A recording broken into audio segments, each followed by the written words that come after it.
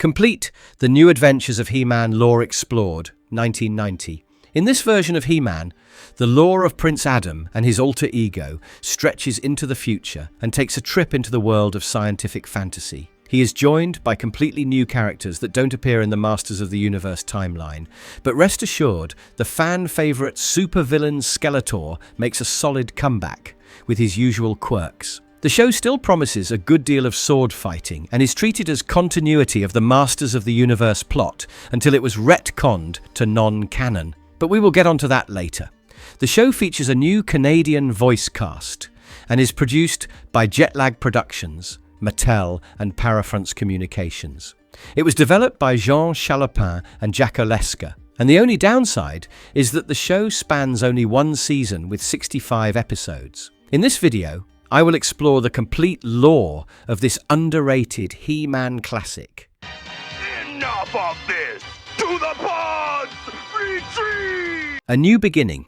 A strange land in the future called Primus is under attack from the evil mutants of Denebria, led by their leader, Flog. While the inhabitants Kaz and Drissi remain sure the shield will protect the planet, it's not enough to remain calm. Master Sabrian, the wisest of them all and the leader of Primus, consults the Inner Council and decides it's time he uses the time portal and the time vessel created by the great scientists of Primus to reach out to the hero who can defend Primus against the evil mutants. After a simulated showdown with the mutants, a space pilot called Lieutenant Flipshot and an undersea commander called Captain Hydron are chosen for the mission. The scientists Alcon, Krex, Geppel and Meldok argue among themselves, trying to hog the credit for the creation of the time vessel, but Master Sabrian points out it's nearly time for the portal to open up. He urges the Hydron and Flipshot to find the power of the good and the way of the magic to get their warrior. However, that's easier said than done. The two fighters travel to the past, only to arrive in Eternia, where they get captured by Skeletor's henchman, Andros, who brings the captives to the dark halls of Snake Mountain. Meanwhile, He-Man gets a call from the Sorceress, who has a vision that the future of humanity depends on him. After the original series, He-Man has undergone a style change, and has sleek blonde hair in this one. The Sorceress urges He-Man he must leave for the future to save mankind. Reluctantly, Prince Adam comes out to his parents, King Randor and Queen Marlena, that he is the fabled He-Man. The proud parents bestow their child with blessings and let him leave. Unlike their son, Randor and Marlena have the same animation models as the original series He-Man and the Masters of the Universe, but Marlena has a different hair color.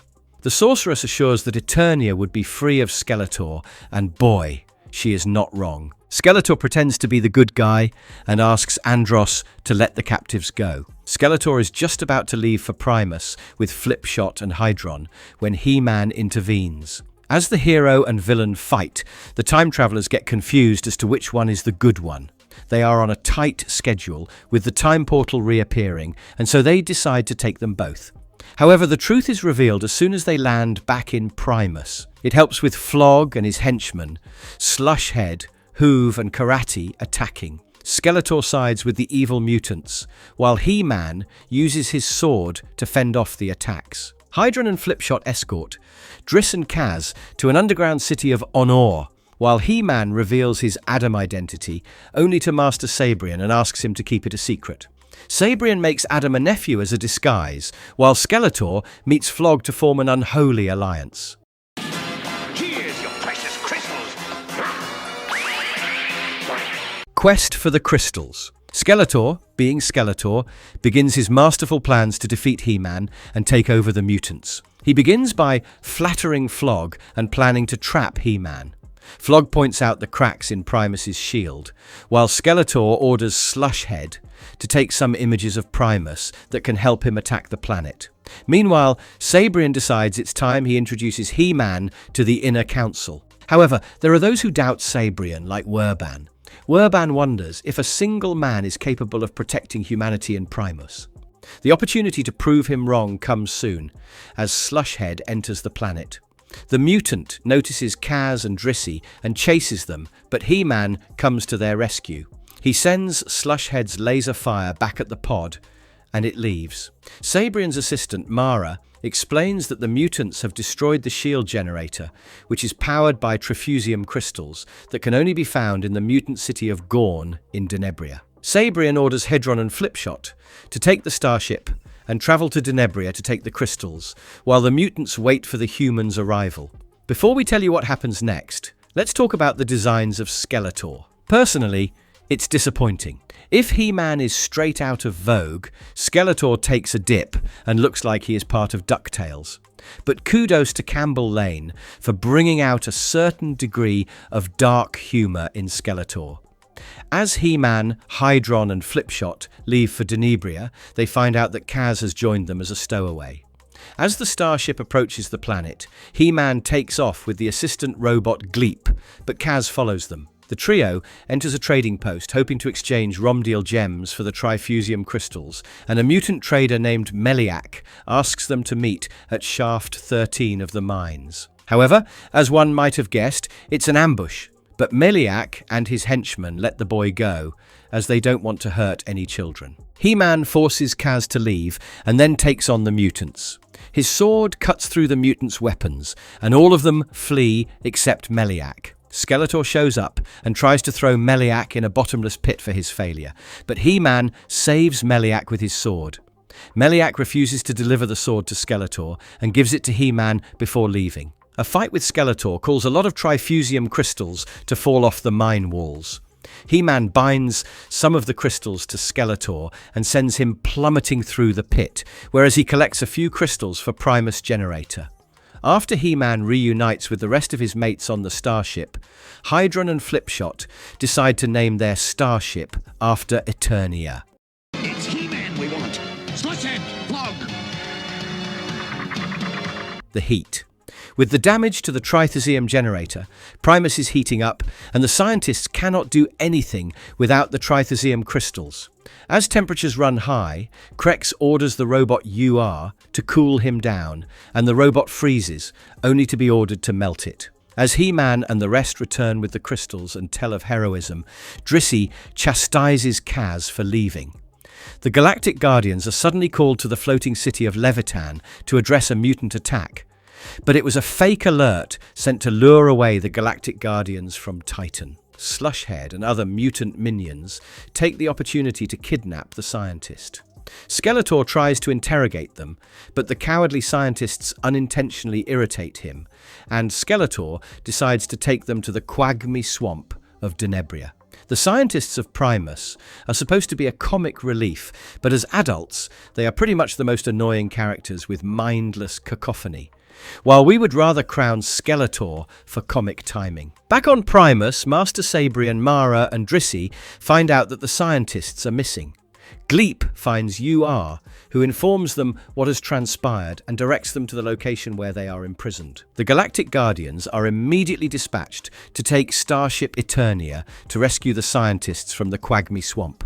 The swamp is home to Slushhead, and he enjoys swimming in the water as the other mutants barely hold on. The Galactic Guardians arrive on the swamp, and Flipshot sets up a bomb underneath the mutant mothership. A swamp storm further engulfs the group, and the sorceress reaches out to HeMan. She urges him to use the sword as a beacon. The Guardians then find the scientists and untie them, but Skeletor and the mutants surround them. There is a quick altercation, and Skeletor threatens to harm Geppel. However, the tables turn. When HeMan points out that they have surrounded the mutant mothership with a laser web, Flog gets worried and asks Skeletor to let go of Geppel, while he lets the Galactic Guardians and the scientists safely return to Primus. As the gang returns, the scientists try to take all the credit, but HeMan thinks it's teamwork.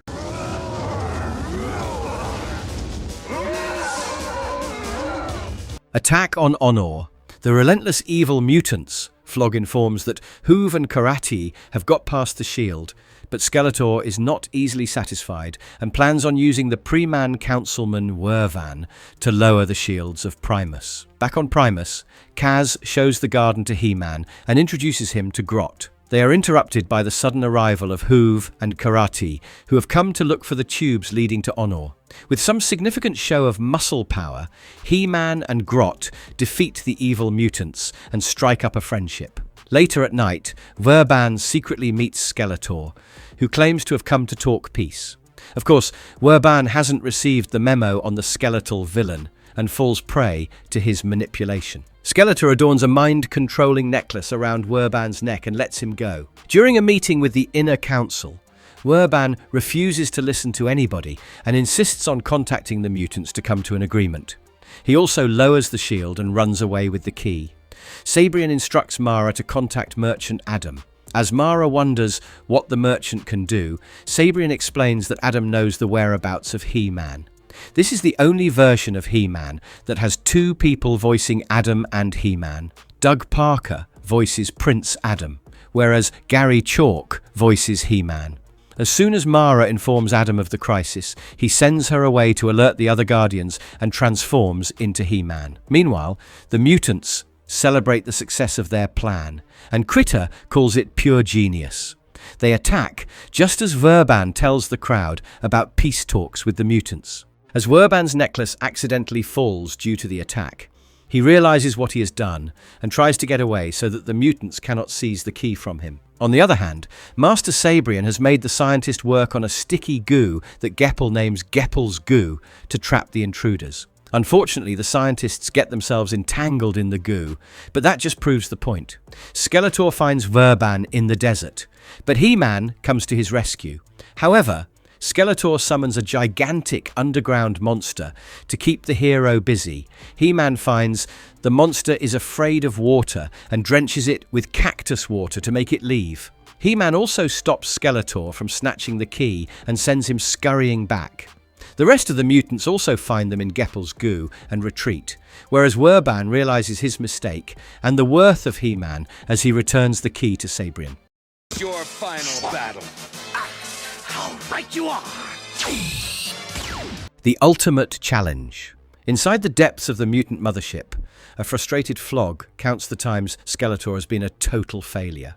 As Flog regrets making a deal with Skeletor, he assures Flog that he has a new fail-proof plan in mind. In Primus, Adam takes a stroll with the lovely Drissy. Surely the writer has a ship tease in mind. Their discussion on the war is interrupted when a large holographic image of Skeletor appears in the sky as he challenges HeMan in a one-to-one battle on the Cameroon asteroid. Interestingly, this series was originally meant to be a 5-part animated mini-series titled HeMan: The Ultimate Challenge. Adam rushes to Master Sabrian and tells him about his decision to accept the challenge. However, the whole sensor machine that everyone had been relying on falters thanks to the bickering scientists. Meanwhile, Flog wonders if HeMan will take the challenge, to which Skeletor assures him that he knows the hero too well. As they notice HeMan leave Primus, Skeletor sends Flog to invade Primus, while he takes a shuttle pod to meet HeMan. Of course, Skeletor hopes that victory will let him rule over both the mutants and Primans. With the sensor not working, Hydron and Flipshot have to gear up to protect Primus.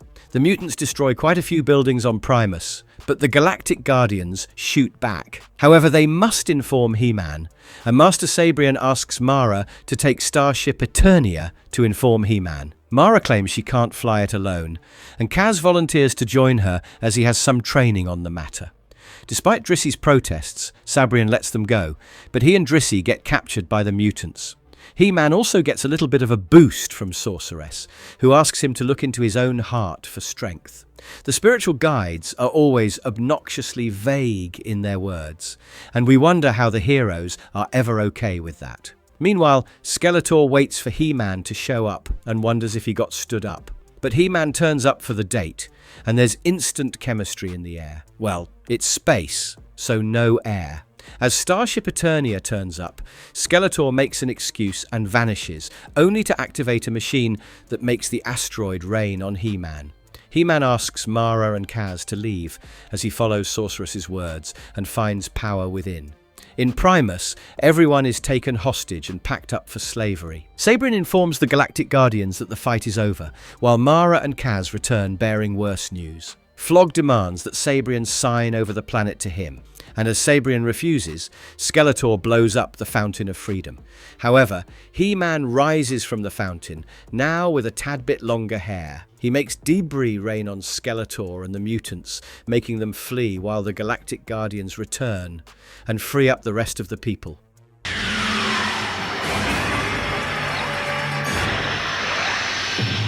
Sword and Staff. The future has not been kind to Skeletor. Not that the past was good either, and now he remains depressed, mumbling to himself, when Flog calls him back to the mothership. Shockingly enough, the mutants throw him a party for the progress the mutants have made since he joined them. There's cake and everything.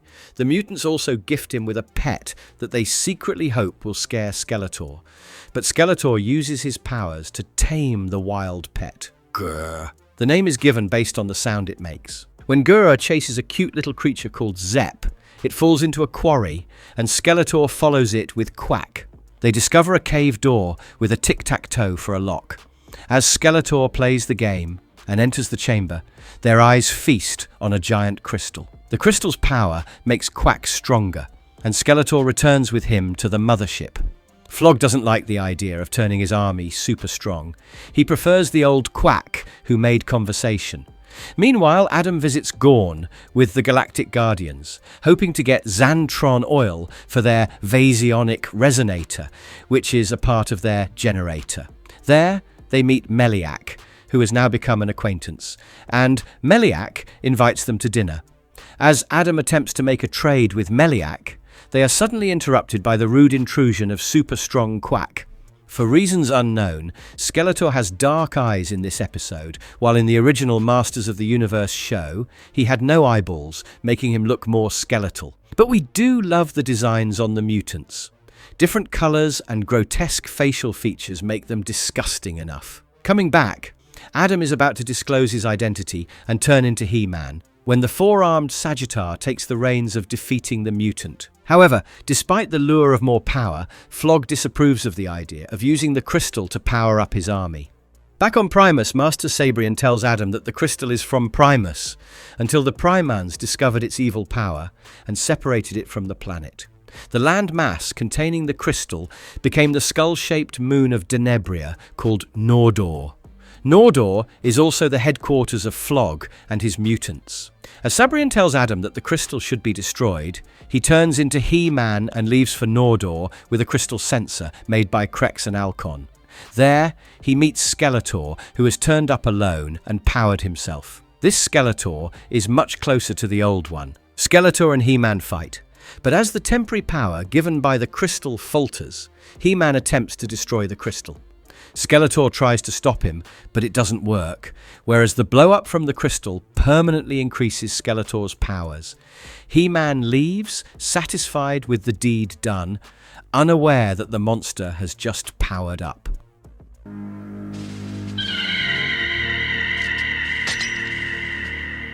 The pen is mightier than the sword, or is it?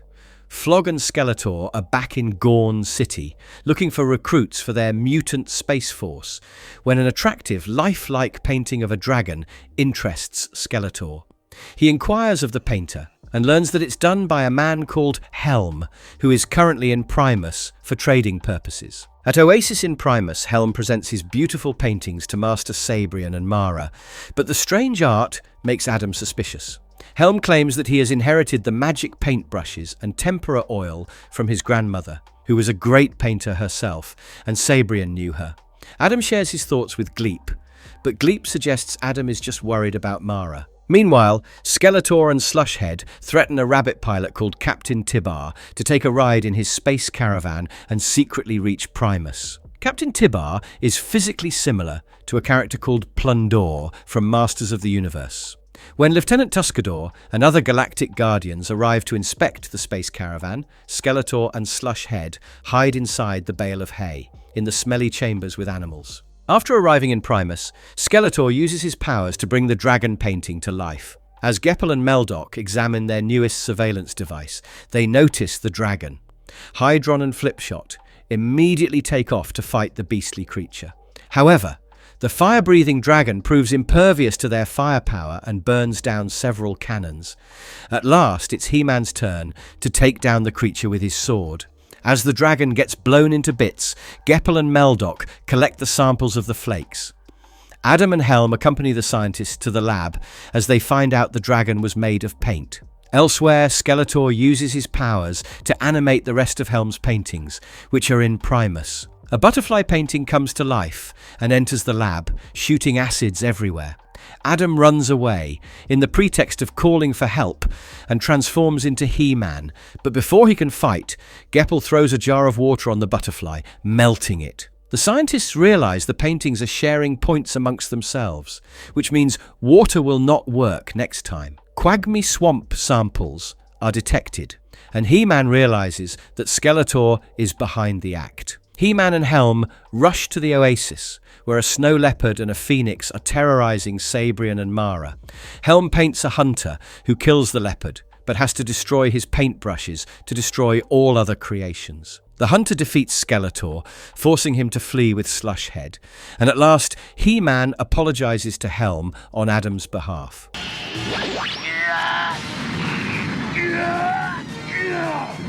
Glastnost Schmaznost. On a stargazing night at Primus, Master Sabrian and Adam receive a hologram message from the leader of the Galactic Council to attend a meeting that is supposed to end the conflict between Primus and Denebria. Skeletor and Flog receive the same message, and although Flog is not thrilled, Skeletor rejoices at the doors it will open up for them to take scheming actions in invading Primus. HeMan and the delegates of Primus arrive on the moon Enos, but Skeletor doesn't let him speak, and instead impresses the Galactic Council with his false peace talks. He also names Slushhead as the peace ambassador. Later, HeMan shares his suspicions and annoyance at the situation, whereas Mara argues that the mutants might just have changed for good. It seems Skeletor has realized that Mara is the naive one, and so he instructs Butthead to attack Mara, while Skeletor will pretend to save her. The next day, Skeletor and BH enact their plan, and Skeletor takes a shot to his chest, which makes him a hero to the Galactic Council and Mara. This is the only episode where the Galactic Council is physically shown. The Galactic Council listens to Skeletor and lets Primus and Denebria exchange delegates. HeMan informs Mara and Sabrian that Hydron saw Skeletor's lackey, BH, take the shot.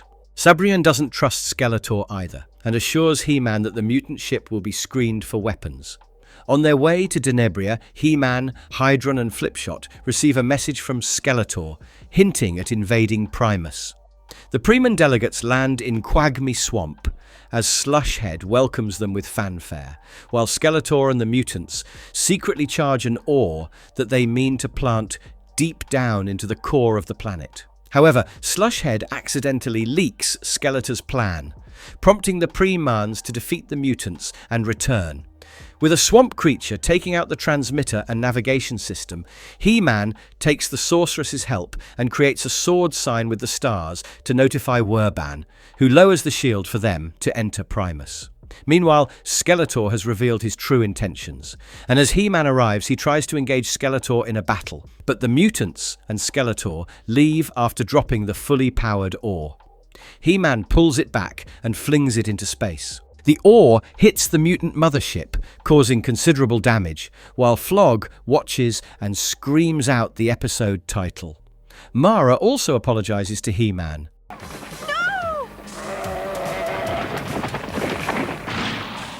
The youngest hero. In this story, Flog informs Skeletor that he plans on taking the mutants in separate pods to attack Primus. Skeletor claims to be tired, and instead thinks of a strategy to directly fight HeMan. Meanwhile, in Primus, Kaz grows weary of the shepherd life and wants to join the Primus Space Force, but the adults in his life shut him down, citing that he is too young. The mutants begin their attack, but they are generally outnumbered by the force of HeMan and the Galactic Guardians.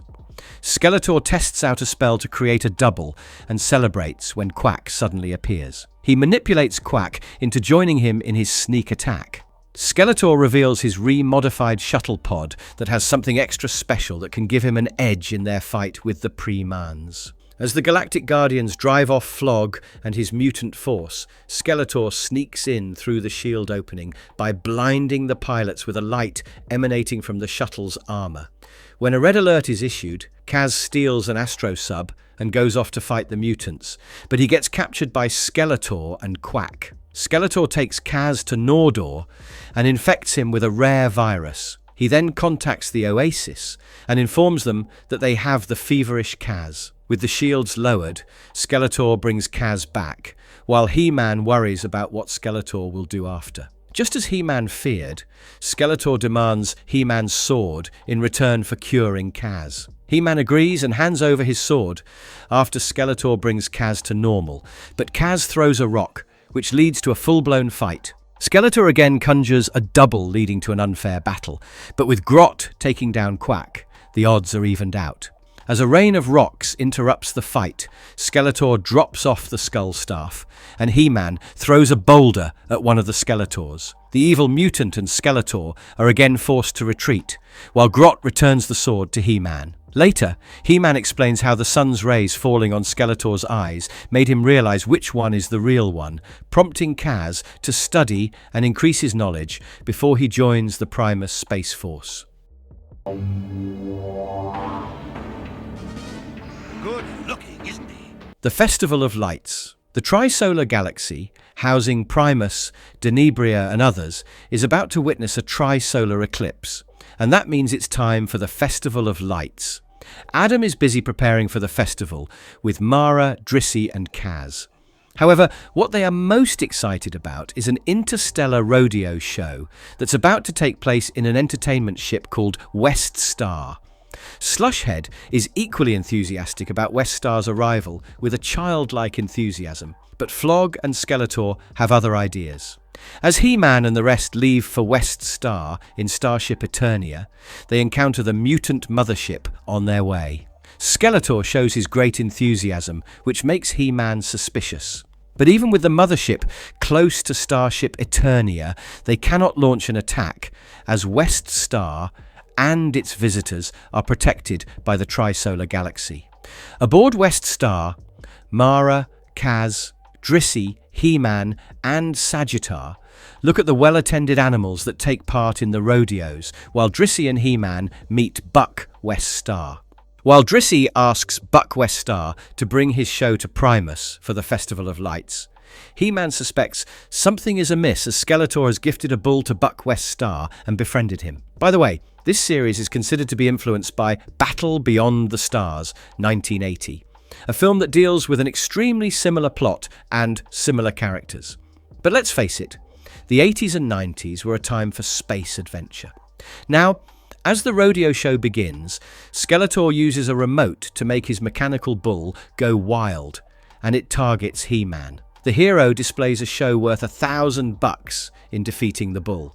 Buck gets impressed and even introduces his young daughter Furl to the Premans.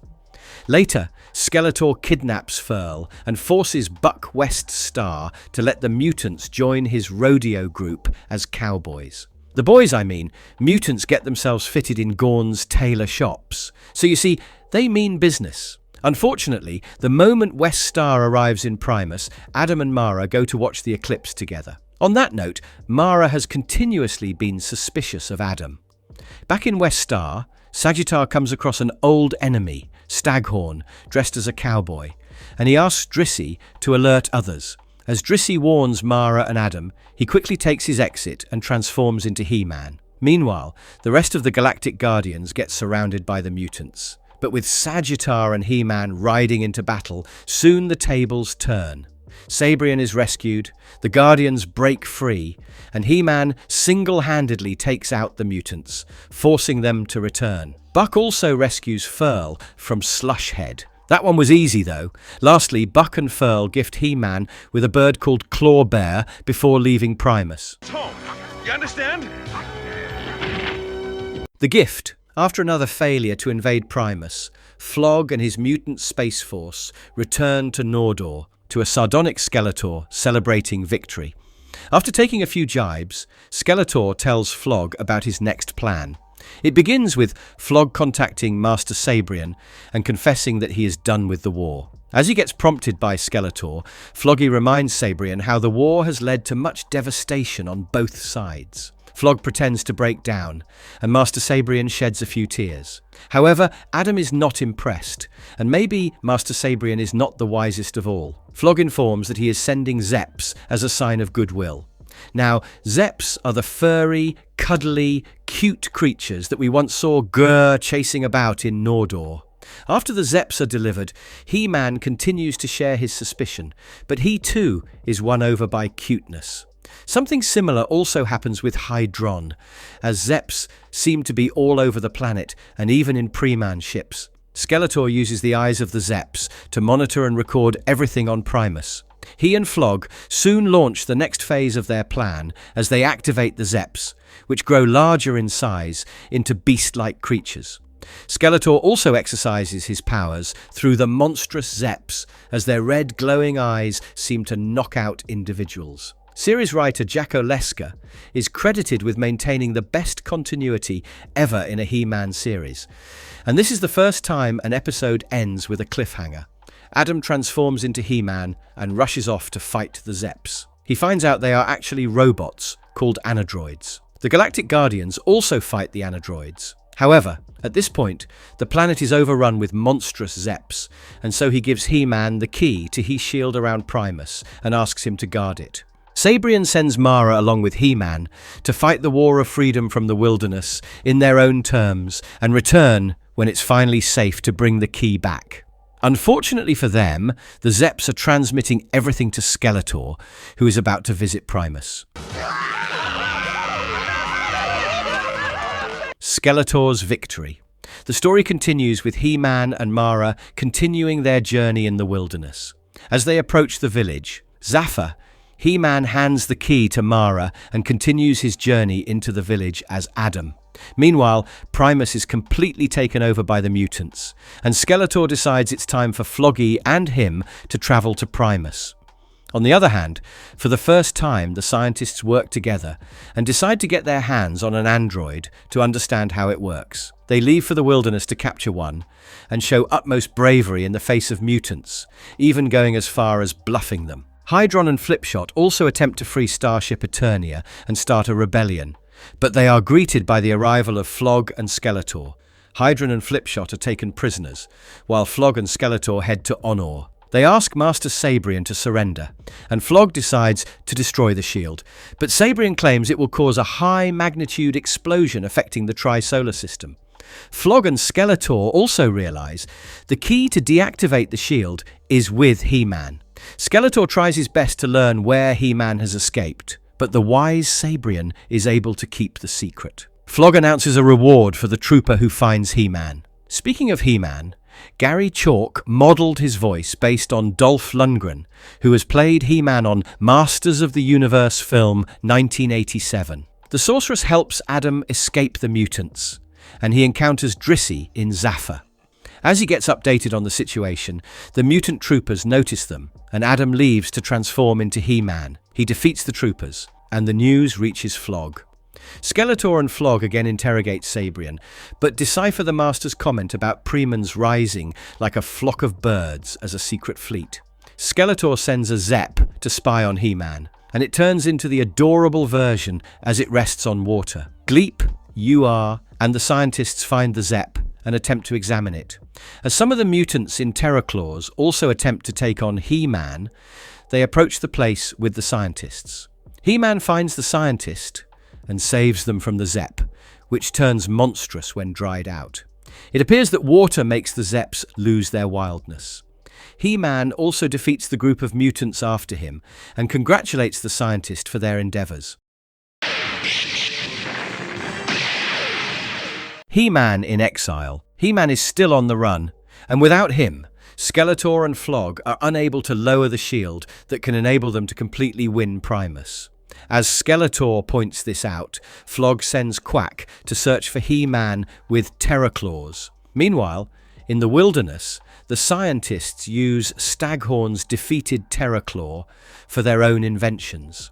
As Mara comes with the news that Slushhead is taking villagers from Zaffa as prisoners, the scientists help He-Man bring down Slushhead and a mutant trooper's hover car. The uncharacteristic bravery from the scientist lot somehow redeems the character, but we still stand on our claim that Skeletor has the best comic timing in the entire New Adventures saga. HeMan lets the mutants go so that they can report to Flog that the rebellion has started. There is even a montage of HeMan and his group of rebels destroying several Terrorclaws and other mutant vehicles. As this news reaches Flog, he becomes more restless and agitated, while Skeletor makes a plan to lure out HeMan. Did you know? HeMan came to be as Mattel wanted to create a toy line with a story that would be similar to Star Wars. This was due to Mattel regretting turning down the offer to create Star Wars action figures. Moving on, the scientists create a remote-controlled hybrid of a Terrorclaw and Zep, which they use to fight an intruder. But it turns out to be the villager's daughter, Vita. She tells HeMan about the Zep invasion of her village and the mutant invasion, which won't stop until HeMan is captured. HeMan decides to give himself up, but the scientists warn him not to rush into things. The next day, Adam and Mara had a talk with the village folks, and none were eager to fight back. They claim that HeMan should give himself up, while Adam tries to reason with them. When they suddenly hear Vita's cry, everybody rushes out, except Adam, who is told by the sorceress that he must teach the villagers to defend themselves. HeMan rushes out to save Vita from being trampled by Terrorclaws and fights alone against a lot. He blinds the troopers with sunlight, and the villagers start feeling ashamed. Vita's dad, Nathan, tends to HeMan's laser wounds and decides to stop running away like cowards. The scientists further guide the villagers in making mirrors that help HeMan and the village defeat Skeletor by reflecting back the lasers. Once again, the scientists using logs to bring down the mutants is a reference to what the Ewoks did in Return of the Jedi. The Zeps are also hosed down, while Skeletor retreats, promising vengeance. The Seeds of Resistance.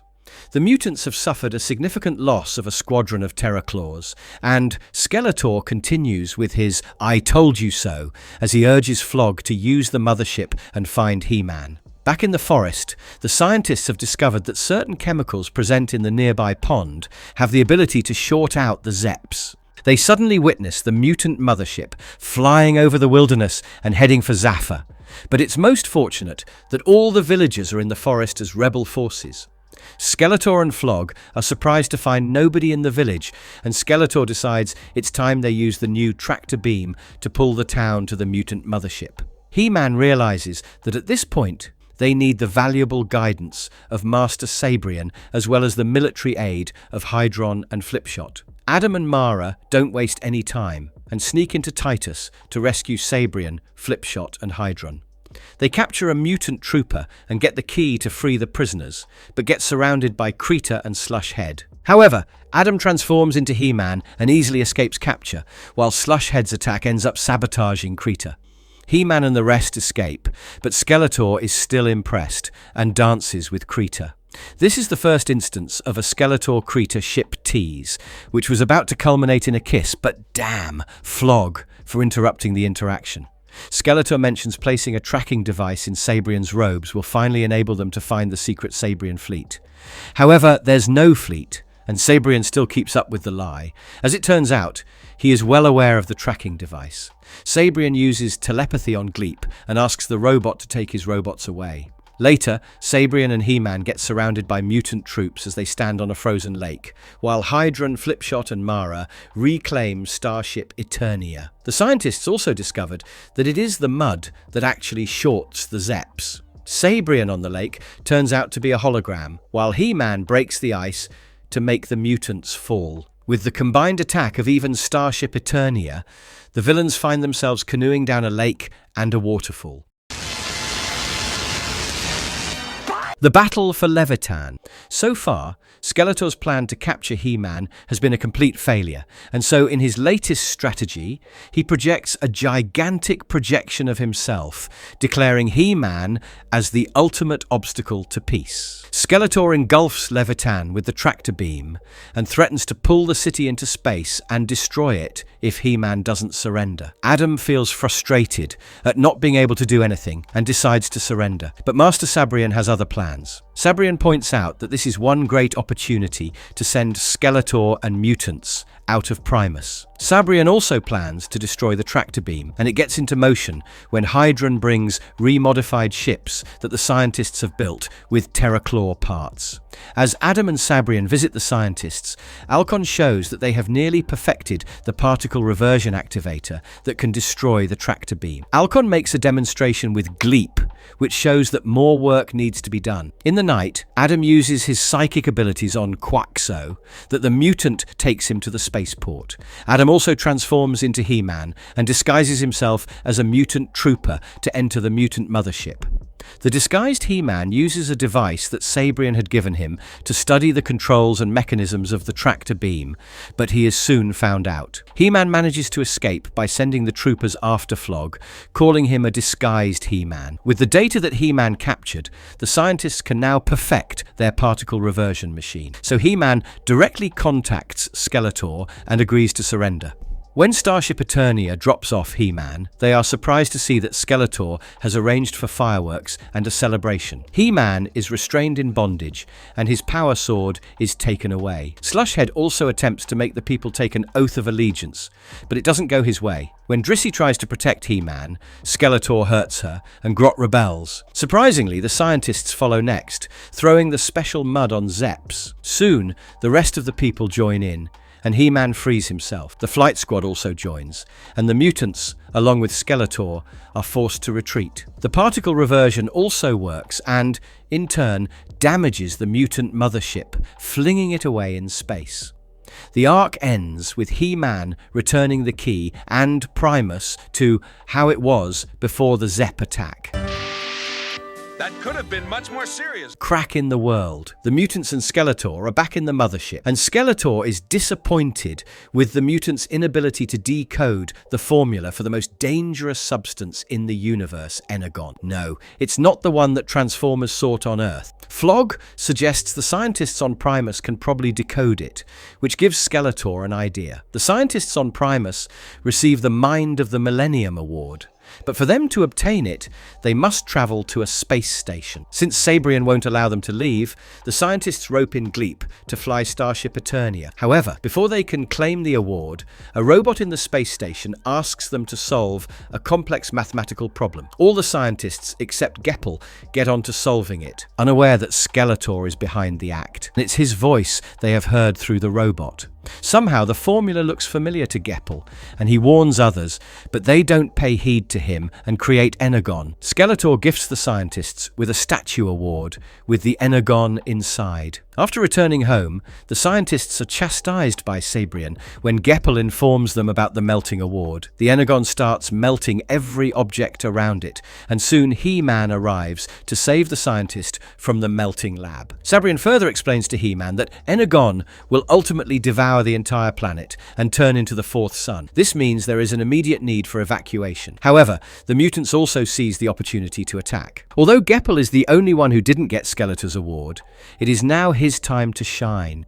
He explains to HeMan that the only way to stop the destruction and neutralize Energon's power is with something equally evil. HeMan feels quite helpless and decides to surrender to Skeletor in exchange for the Priman's safe passage. Skeletor accepts the offer and agrees to meet HeMan at the center of destruction. Now, you might assume HeMan has got plans, but one random outburst, lamenting about his failure, seems rather out of character and anticlimactic. But it's enough to draw the sorceress's attention, who, in simple terms, asks HeMan to chill, as evil will take care of itself. When Skeletor arrives, the hero and villain go at each other, and let us just say, it is perhaps the most elaborate and spectacular fight in the entire series. HeMan ultimately gets the brilliant idea of directing Skeletor's attacks to the chasm of Energon destruction, and it works wonders. Two negatives make a positive, as the Energon's effect seems to reverse, bringing the buildings and everything back to how it was. Skeletor escapes yet again,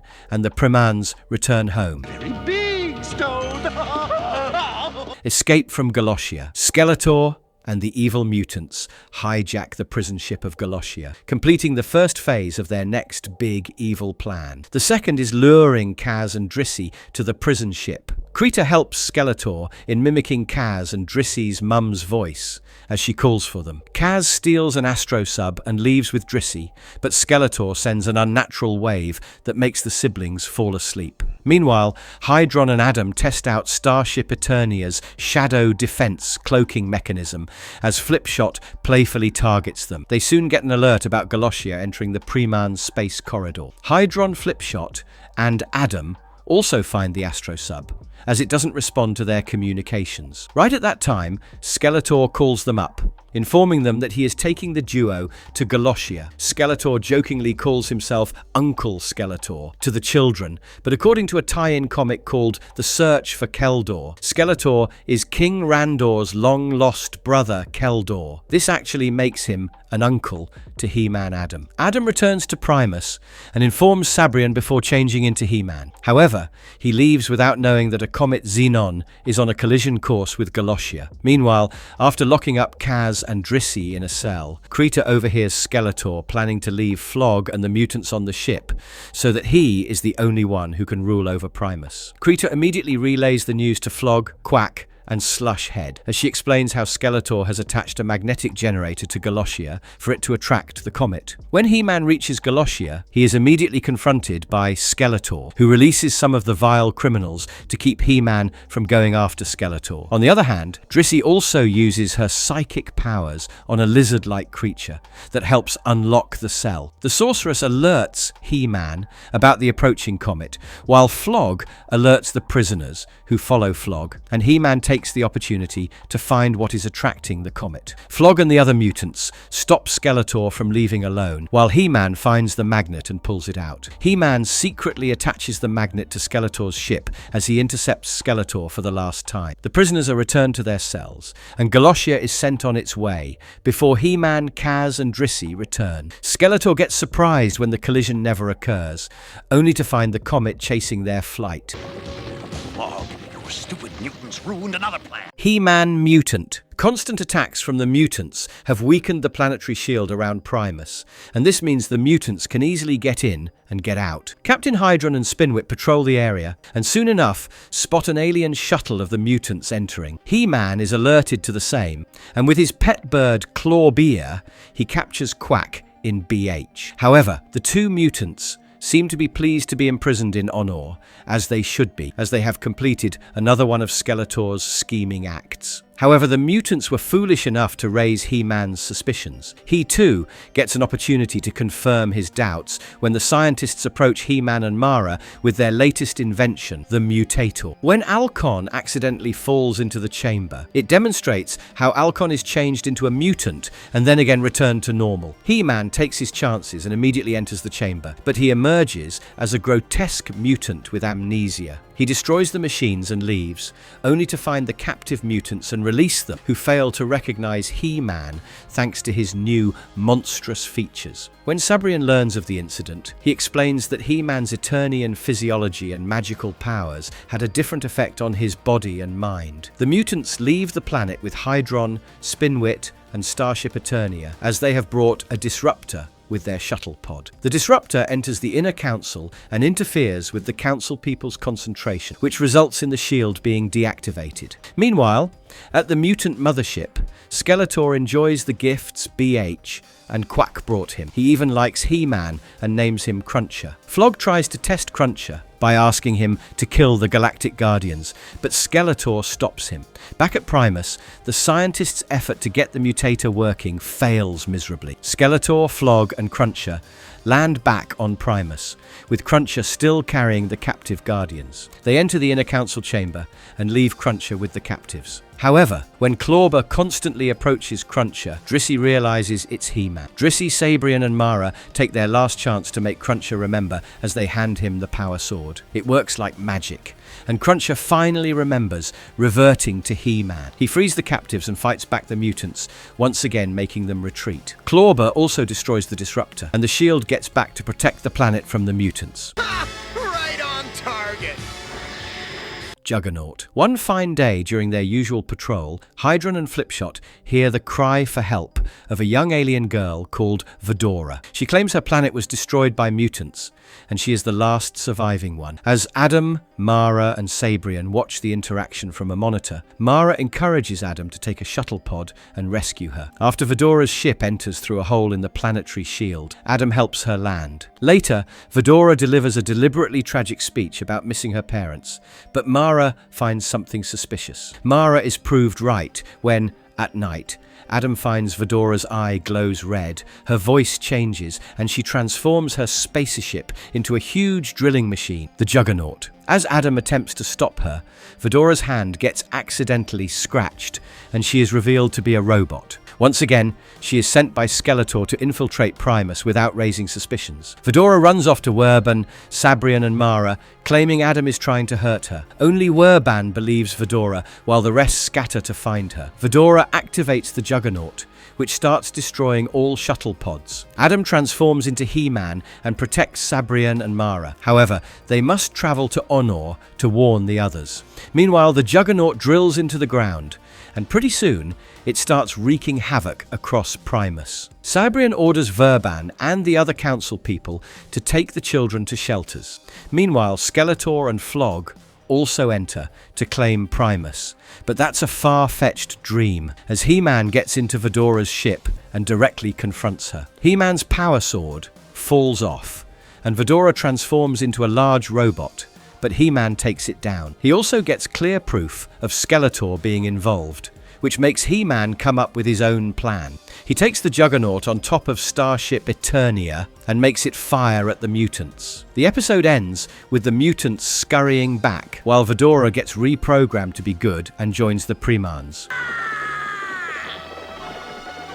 Fading Star. While playing with hologram simulations, Adam learns of the great cowboy heroes of Primus Dukan. Coincidentally, when a distress signal from a spaceship is answered by HeMan and the Galactic Guardians, they find Dukan inside a cryogenic chamber. Unfortunately, Skeletor and Flog attempt to blow them off by targeting a missile at the abandoned spaceship. Fortunately enough, the heroes escape with a sleeping Dukan.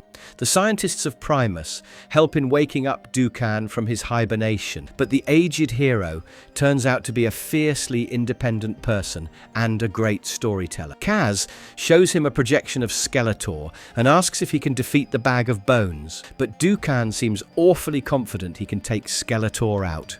Skeletor has somehow overheard the conversation. As someone with an unhealthy obsession with HeMan, we are sure Skeletor has kept cameras and bugs across Primus. Skeletor appears as a hologram and throws a challenge at Dukan, asking him to meet at Denebria at sundown. Dukan insists on leaving alone, with only Gleep as company, but Kaz also gifts Dukan a hologram projector as good luck. However, HeMan can't just leave the old guy alone. HeMan, Hydron and Flipshot take Starship Eternia to secretly follow Dukan. It gets very Wild West when Dukan and Skeletor face off at an abandoned mining town in Denebria. However, it's an ambush as Skeletor surrounds Dukan with the mutants. They chase off Dukan, who goes into hiding, but HeMan and the rest find him. This was obviously the ultimate goal for Skeletor, and as HeMan, Hydron, and Flipshot confront Skeletor, they realize it's a trap. It is ultimately with Dukan's help that they defeat Skeletor. Dukan makes the perfect use of the hologram projector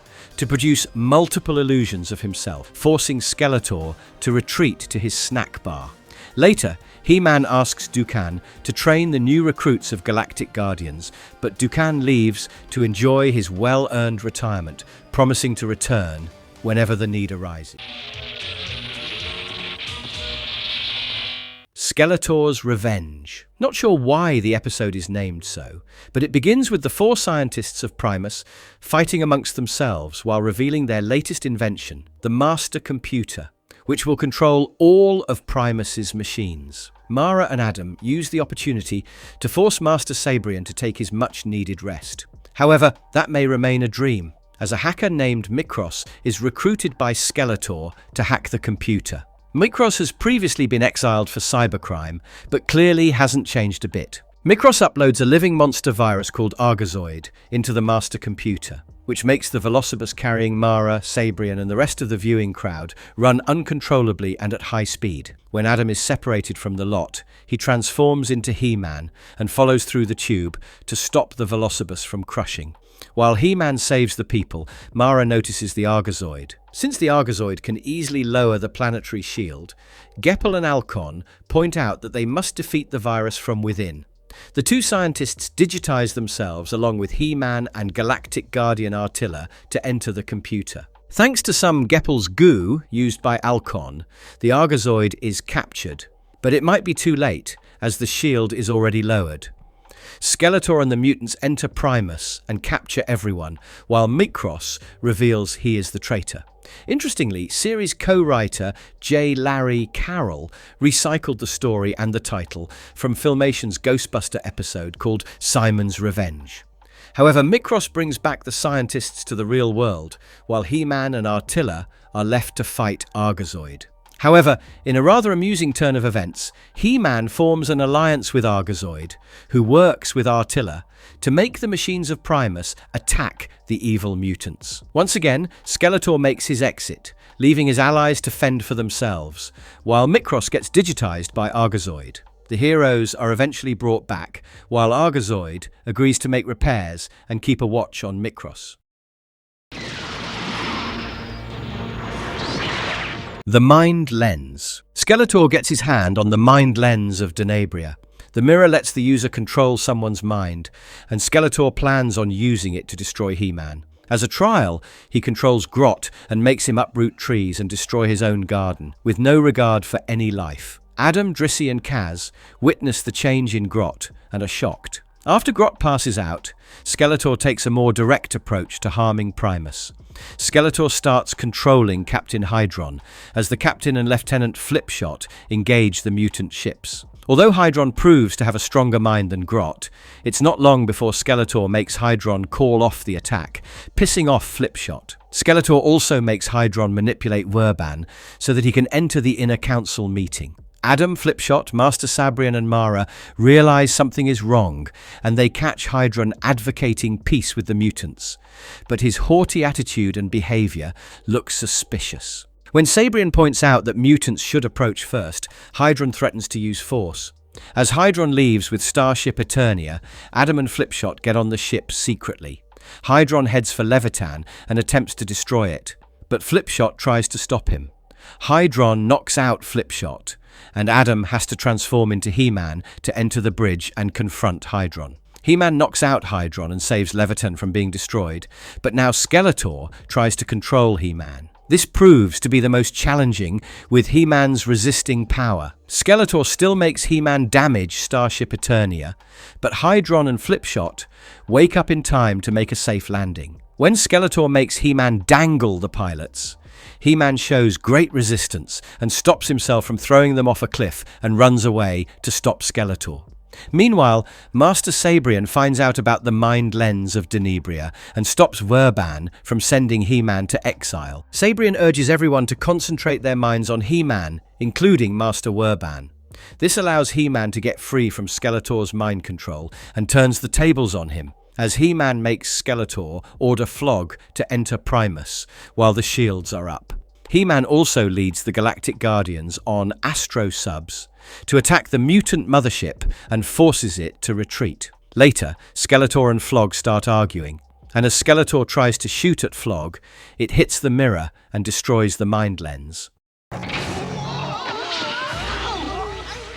Adam's adventure. In the depths of the mutant mothership, the almost obscure tech mutants hand Skeletor his latest weapon, a brainwave detector. The plan is simple: get HeMan near enough so that Skeletor can capture HeMan's brainwave and use it to track him. Meanwhile, the Prime scientists have indulged in something more organic. They have engineered a growth accelerator pill that can increase the crop sizes. However, it soon turns into a Jack and the Beanstalk situation as giant plants emerge from the ground, taking HeMan's Astrosub on the way. Although HeMan saves Geppel and Meldoc from being crushed by the Astrosub, he is soon called to answer a distress call from Sagittar. As HeMan joins the Galactic Guardians in fighting Skeletor and the mutants, Skeletor puts his target on HeMan and maps his brainwave. As Skeletor leaves, he raises suspicion among Hydron and HeMan. Later, it's time for watching an eclipse, and at Mara's request, HeMan transforms into Adam to join the viewing party. Unknown to the party, Skeletor and the mutants are tracking Adam aka HeMan's brainwave activity. The series' focus on science and technology is actually a result of Mattel's decision to shift HeMan from his barbaric origins and update the character. Skeletor and the mutants capture Adam and the viewing party, claiming that HeMan is with them, but the Primus folks deny the allegations. Skeletor also tries to blackmail HeMan into revealing himself by making the walls close on them. However, Adam is saved by the bell, or rather by Flog, when he drops the captives through a chute. Skeletor makes a last attempt by firing at the feet of Adam, but Adam asks Geppel to throw the growth accelerator pill into the ground, which again sprouts giant plants and traps everyone in vines. Adam quickly transforms into HeMan and faces Skeletor alone, while Mara gets suspicious. Master Sabrian adds his own voice to represent Adam as HeMan takes down the villain. It's almost iconic when flower pollens subdue him, while HeMan leaves and returns as Adam. Collision course. The theme of inventions continues as Geppel and Meldoc bring forward their newest design for the reverse gravity generator. The technology should be able to create a temporary negative force field that will repel the mutant attacks. But as we have guessed before, Skeletor has cameras all over Primus, which brings us to a new realization. Security and surveillance sucks at Primus. Skeletor learns of the tech and decides to send BH and Staghorn to get the disc containing the plans. The mutants are disguised as basic robots as they infiltrate Primus and steal the disc. After some hilarious encounters, the mutant duo leaves for Denebria with the said disc, while Gleep and UR finally discover the spy camera. Skeletor asks the tech mutants to build a much stronger version of the reverse gravity generator, and they deliver. Meanwhile, at Primus, Kaz becomes wary of sheep herding and wants to be a Galactic Guardian, but Adam makes him understand that it's as important as fighting. At Flog's behest, Skeletor uses the monumental device to knock off a barren ice planet from its orbit and far away from the tri-solar system. It sends a sort of instinctive signal to Master Sabrian, who senses something is amiss. This is similar to what Obi-Wan Kenobi feels in Star Wars. There's another hidden homage to Star Wars creator George Lucas, which is a ship named Transport Flight 1138, in reference to Lucasfilm THX 1138. With the scientists reporting about the theft, it doesn't take long for Sabrian and Adam to realize that Skeletor has got his own reverse gravity generator. Skeletor doesn't waste time as he attacks Primus with his repulsion beam, which causes the planet to slowly deflect from its orbit, and the weather becomes violent on the planet. The scientists and robots at Primus try to test their own reverse gravity device, but it acts as a magnet, forcing Adam to resort to the last measure. He transforms into HeMan and sets forth for Denebria, while other Galactic Guardians join him. The group infiltrates Denebria and locates the generator with their tracking device. However, the Guardians and HeMan are found by Skeletor and the mutants. Skeletor throws a party at his success, but he is soon brought to the ground when Staghorn mistakenly increases the gravity. As Staghorn continuously messes up the buttons, it gives the heroes a fighting chance. Back on Primus, Kaz, too, saves the valley from a flood by dislodging a large rock with her herding staff.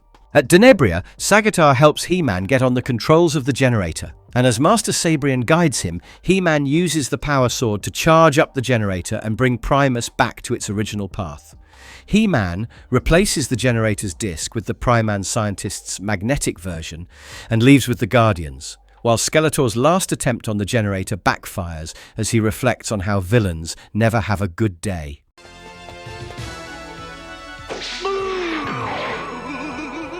Planet of Junk.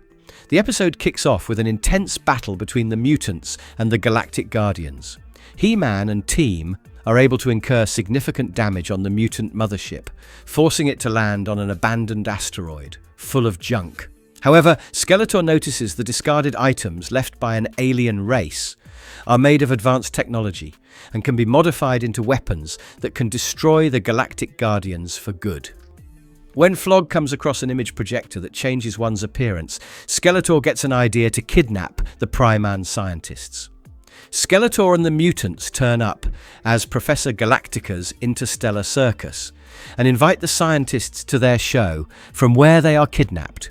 Skeletor's Professor Galactica image is a reference to Tex Hex from Filmation's Brave Star, whereas Flog's man-at-arms is from HeMan and the Masters of the Universe.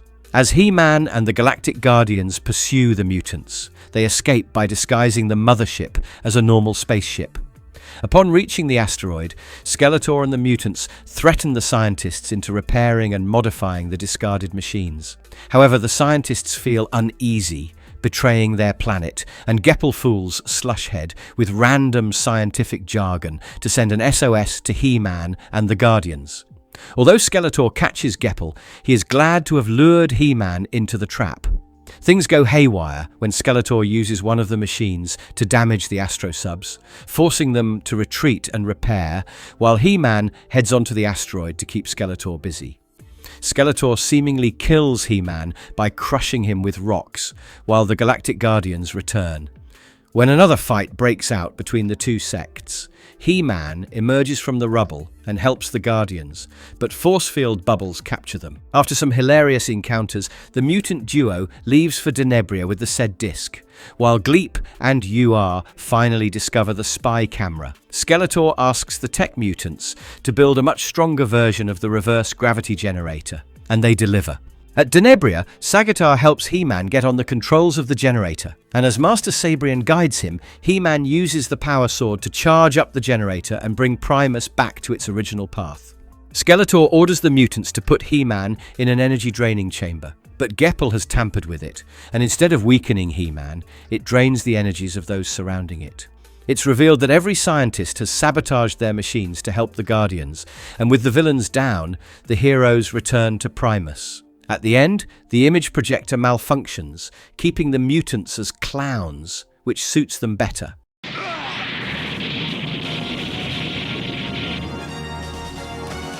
Sanctuary. Flog has got a new giant laser cannon and wants to test it, but Flipshot and Spinwit almost immediately destroy it by firing the Starship Eternia's grappler beam. However, luck is on the mutant side, as Skeletor notices that a green gas emitted by the wreckage is tampering with Primus's planetary shield. Meanwhile, in Primus, the scientists congratulate Flipshot and Spinwit for their skillful work, but Master Sabrian informs Adam about the damaged shield. Sabrian urges the scientists to look into the matter.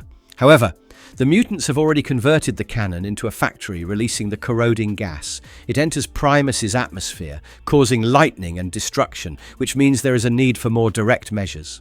Sabrian sends the Galactic Guardians to destroy the factory, while HeMan leaves to fight the mutant jets that have entered the planet through the damaged shield. However, it proves an even greater challenge than HeMan assumed, as while fighting with Slushhead, a lightning strike strikes HeMan, knocking off the sword from his hand and weakening him. Slushhead rejoices at the opportunity of killing HeMan, but as Skeletor calls him, he has to leave. This is the first episode in which Skeletor's skull-shaped Doomcopter makes a prominent appearance. After Slushhead leaves, HeMan changes back to Adam and passes out. He is found by Drissy and Kaz, who take him and his sword to hide in the mountains. When Slushhead informs Skeletor about HeMan, Skeletor changes his priorities to killing HeMan. He lets Gur search for HeMan, but Drissy is able to communicate with the creature and takes off her collar.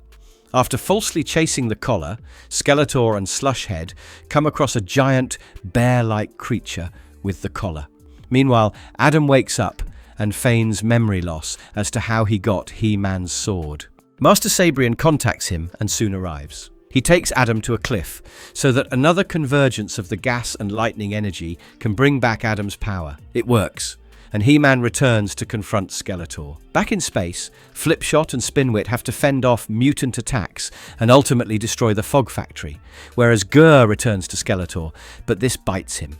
When Skeletor tries to crush HeMan with a large boulder, he escapes by using the Power Zord to levitate the boulder and send it after Slushhead and Skeletor.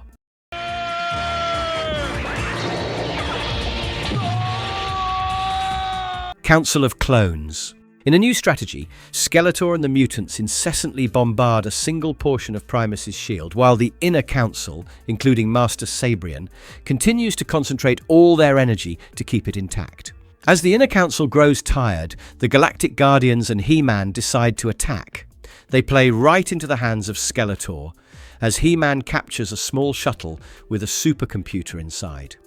Unaware that Skeletor has other motives with the computer, HeMan brings it to Sabrian, who insists on using it. The Primus scientists find out that the supercomputer is actually a cloning machine. Sabrian comes up with a daring, albeit foolish, proposition to make clones of the inner council members so that they can rest while the duplicates work.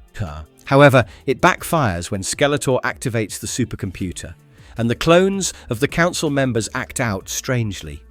They trap the scientists in a chamber and march out, entering and taking the place of the real ones forcefully. With Skeletor on his way to enter Primus and Verban informing HeMan about the shield the clones have put around the council chambers, it doesn't look good for Primus. The shield shorts out the Power Sword's energy, while it's not long till the mutants figure out that the Astro Sub-Armada is just an illusion. The plot of this series is quite different from the New Adventures mini-comics that came with the toys. In that comic, Adam transforms into HeMan in front of Skeletor and permanently stays as HeMan. Skeletor becomes a cyborg and defeats Flog to take hold of his evil mutants. Coming back to the episode, HeMan rescues the scientists, but they find out that they cannot stop the supercomputer, prompting HeMan to use all his strength to destroy the supercomputer. Meanwhile, Verban blames Sabrian for all that's happening, and he is absolutely correct with this one. Sabrian asks the inner council members to concentrate their mental energy on bringing down the shield, and it works. However, he is attacked by the clone's magic while a weak HeMan gets attacked by Skeletor and Slushhead. The sorceress finally approaches Sabrian and asks him to use his staff to draw the clone's power. As this returns HeMan's power, he gets rid of the clones while the council members bring back the planetary shield, forcing Flog to retreat.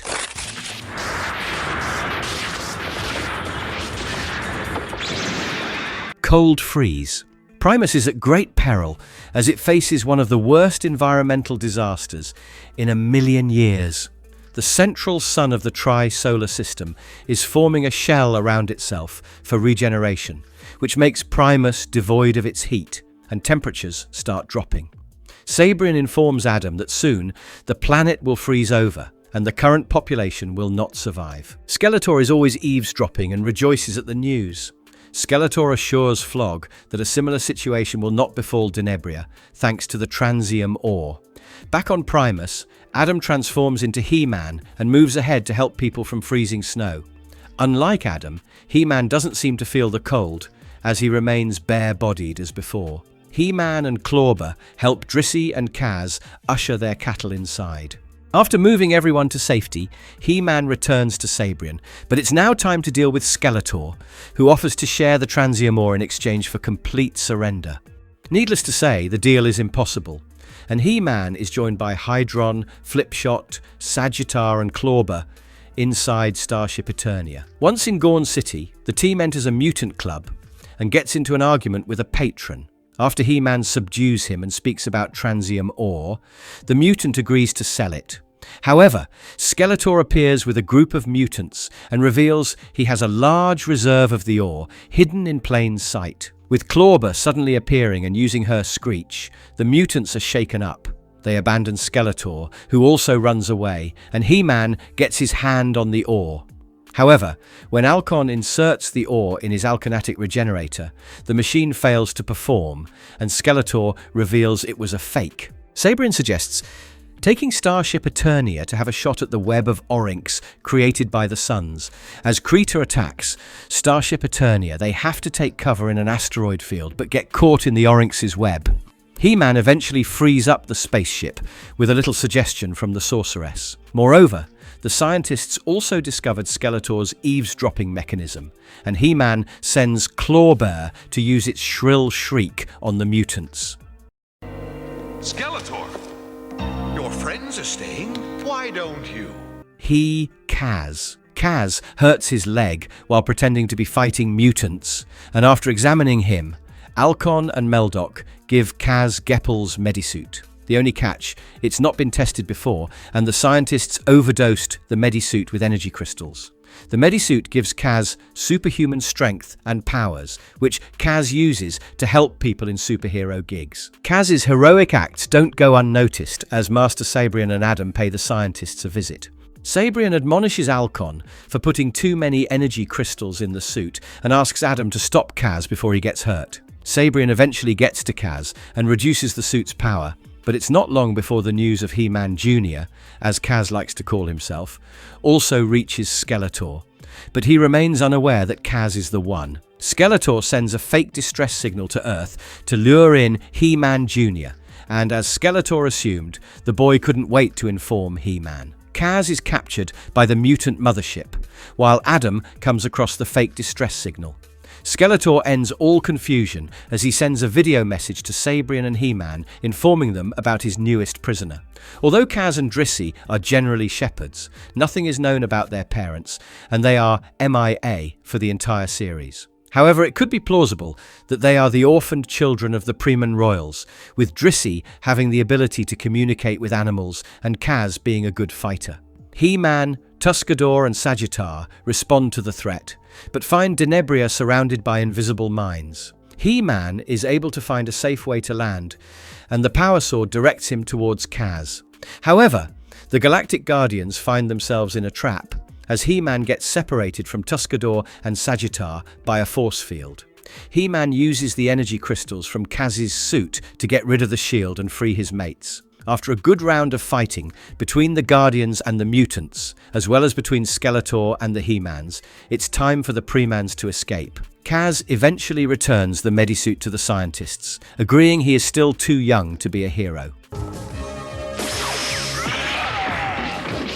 Nice tumble, Guardian! Slaves to the Machine. A battle between the Galactic Guardians and the evil mutants at Quagmire Swamp ends hilariously as the mutant machines malfunction. Just as HeMan predicted, Flog gets an earful from Skeletor, but Flog finds a solution repair services provided by Machina Terra Tread Services. A service ship appears almost immediately after a call is made, and the Machina representative takes Skeletor and the mutants on board to get them new equipment. The sorceress informs HeMan of the event and asks him to make himself a part of Skeletor's plan. HeMan is further joined by Galactic Guardians and Master Sabrian, who insists that Gleep join them. When they appear on the Machina ship, Skeletor stops Flog from attacking them. The evil mastermind surely has a plan of his own, and it's revealed when they land in Machina, and Ema introduces them to the Master Control robot that manages everything in the world. Skeletor plans on duplicating the Master Control robot so that he can conquer the entire galaxy, while Sabrian dreams of using such technology to safeguard Primus. However, something about the planet doesn't sit right with HeMan. His suspicions are confirmed when Emar informs him that the Macnox and everything at Machina are controlled by robots called Protectons. What's more, Skeletor and the mutants are captured by Protectrons when they try to reach the Master Control robot. Emar further reports that the Protectons have decided to end the war between Denebria and Primus by acquiring both. As even the Primans are captured, HeMan uses his sword to get free. The mutants are also freed, but Skeletor doesn't return the favour. However, Emar joins sides with HeMan and the team as he ushers them to a hidden underground lair of rebels. Skeletor and the mutants follow, as Emar and fellow Macnox Zack take HeMan and the group through every barrier. Gleep proves useful to help in the mission, but it's her sassiness that makes it enjoyable. As the Primans enter the Master Control robot chamber, they find the robot has duplicated itself into smaller machines. The Protectons further freeze HeMan, while Skeletor and the mutants enter the chamber. They steal duplicate brains and leave, while HeMan manages to get free and fight the Protectons, allowing Emar and his friend Zack to deplug the Master Control robot. As they succeed, the robots lose power, while at the mutant mothership, the duplicate robot overloads the ship, draining all its powers. In the end, the Meconians promise to redevelop the Master Robot. This time, the inhabitants will be in charge.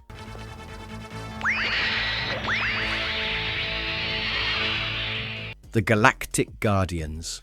HeMan and the rest of the Galactic Guardians are on a picnic to rejuvenate after the incessant battles. And as they sit around the fire, they reminisce about the time they came into being a team. A flashback takes us to a near past when an alien ship called Blattazine 5, carrying a deadly poisonous gas called Dinos, was blown off its path, putting the lives of those in Primus in danger. As Adam suggests taking new recruits to stop the ship, Captain Hydron and Lieutenant Flipshot start training their newest recruits, Sagittar, Tuscador, Artilla, and Spinwit. With minor inhibitions at first, Hydron and Flipshot quickly get impressed by the lot, and after threatening to call Master Sabrian, they even get Geppel and Krex to join them. However, as usual, Skeletor is keeping a close eye and wants to use the opportunity to get rid of the Galactic Guardians for good. The team of Galactic Guardians and scientists boards Starship Eternia and Astrosubs to reach Blattazine 5, but finds a cosmic light cocoon around the starship. As the cocoon almost compresses the ship, HeMan takes his sword and uses it as an energy magnet to attract the cocoon. As he sends it away, the cocoon attacks the carrier ship but gets blasted away. The team from Primus finally enters Blattazine 5 and faces off against the combat robots securing the ship. Now, it's Skeletor and Flog's turn to blast off the ship, but HeMan makes Geppel lie about the explosion harming Nordor. Skeletor tries to call out the bluff, but Floggy gets confused and refuses to take a brash step. However, as HeMan had guessed, Skeletor and the mutants personally enter the ship to face off against the Guardians. We must commend Skeletor for his optimism, as even with countless defeats, he still believes he can beat HeMan. A battle ensues on the cargo ship as the mutants and the Guardians fight each other as well as the robot armies, allowing the scientists to redirect the ship into the correct course. HeMan further traps themselves in the bridge and takes an unconventional route to escape with the team, while Skeletor and his mutants still have to fend themselves against the robots. The story and flashback end with a hearty round of laughter from the Galactic Guardians as they call off the night with a pledge to uphold peace and protect Primus. We cannot survive if you steal our energy. We do not need your energy. The Siege of Ceres. As Hydron and Sagittar warn the other ships about an incoming asteroid shower, a large one enters Primus. It appears the asteroid is headed for Levitan, while Hydron and Sagittar's shooting doesn't have any effect on the asteroid. HeMan charges after the asteroid in his battle bird, but once again his sword has no effect on the asteroid, and the sorceress suggests that he use its own power against it. HeMan takes the advice and creates an energy beam to divert the asteroid, which falls into the sea. Meanwhile, the scientists get excited as they want to collect pieces of the asteroid to study. Each of them makes an excuse to get away, but ends up together in the elevator. However, Master Sabrian informs them of some undersea troubles and that they are required in the underwater city of Ceres. As the scientists set off for Ceres, with HeMan and Hydron, they receive a call from Aquata, who is Hydron's sister. Aquata informs that the asteroid has damaged the dome protecting Ceres, causing it to flood. As the team arrives, they seal the cracks with Geppel's goo, while the scientists collect their samples. It is one of those rare episodes, and the first one, where Skeletor and his group of unreasonably funny mutants don't make an appearance. The scientists discover that the asteroid is alive, and suddenly an asteroid with a face appears on their screen. The life form identifies itself as Keto, which crash-landed on Primus and now needs to extract all of Primus's energy to continue in its path. HeMan argues that without energy, Primus won't survive, but Keto doesn't care. With no way out but to fight, HeMan and Hydron track down Keto to an underwater science station. HeMan wears a helmet before heading to stop Keto. However, as the base starts cracking, a gush of water chases HeMan, and he realizes that Keto is after him. HeMan manages to escape the flood and finally confronts Keto. Ultimately, HeMan offers to sacrifice his sword, an everlasting source of energy, in exchange for Keto sparing Primus. This moves Keto, and he claims it was only a test, as he is on a mission to eliminate planets that are a threat to him. Since HeMan's compassion and sacrifice show great character, Keto leaves without the sword, wondering if they should also be like HeMan.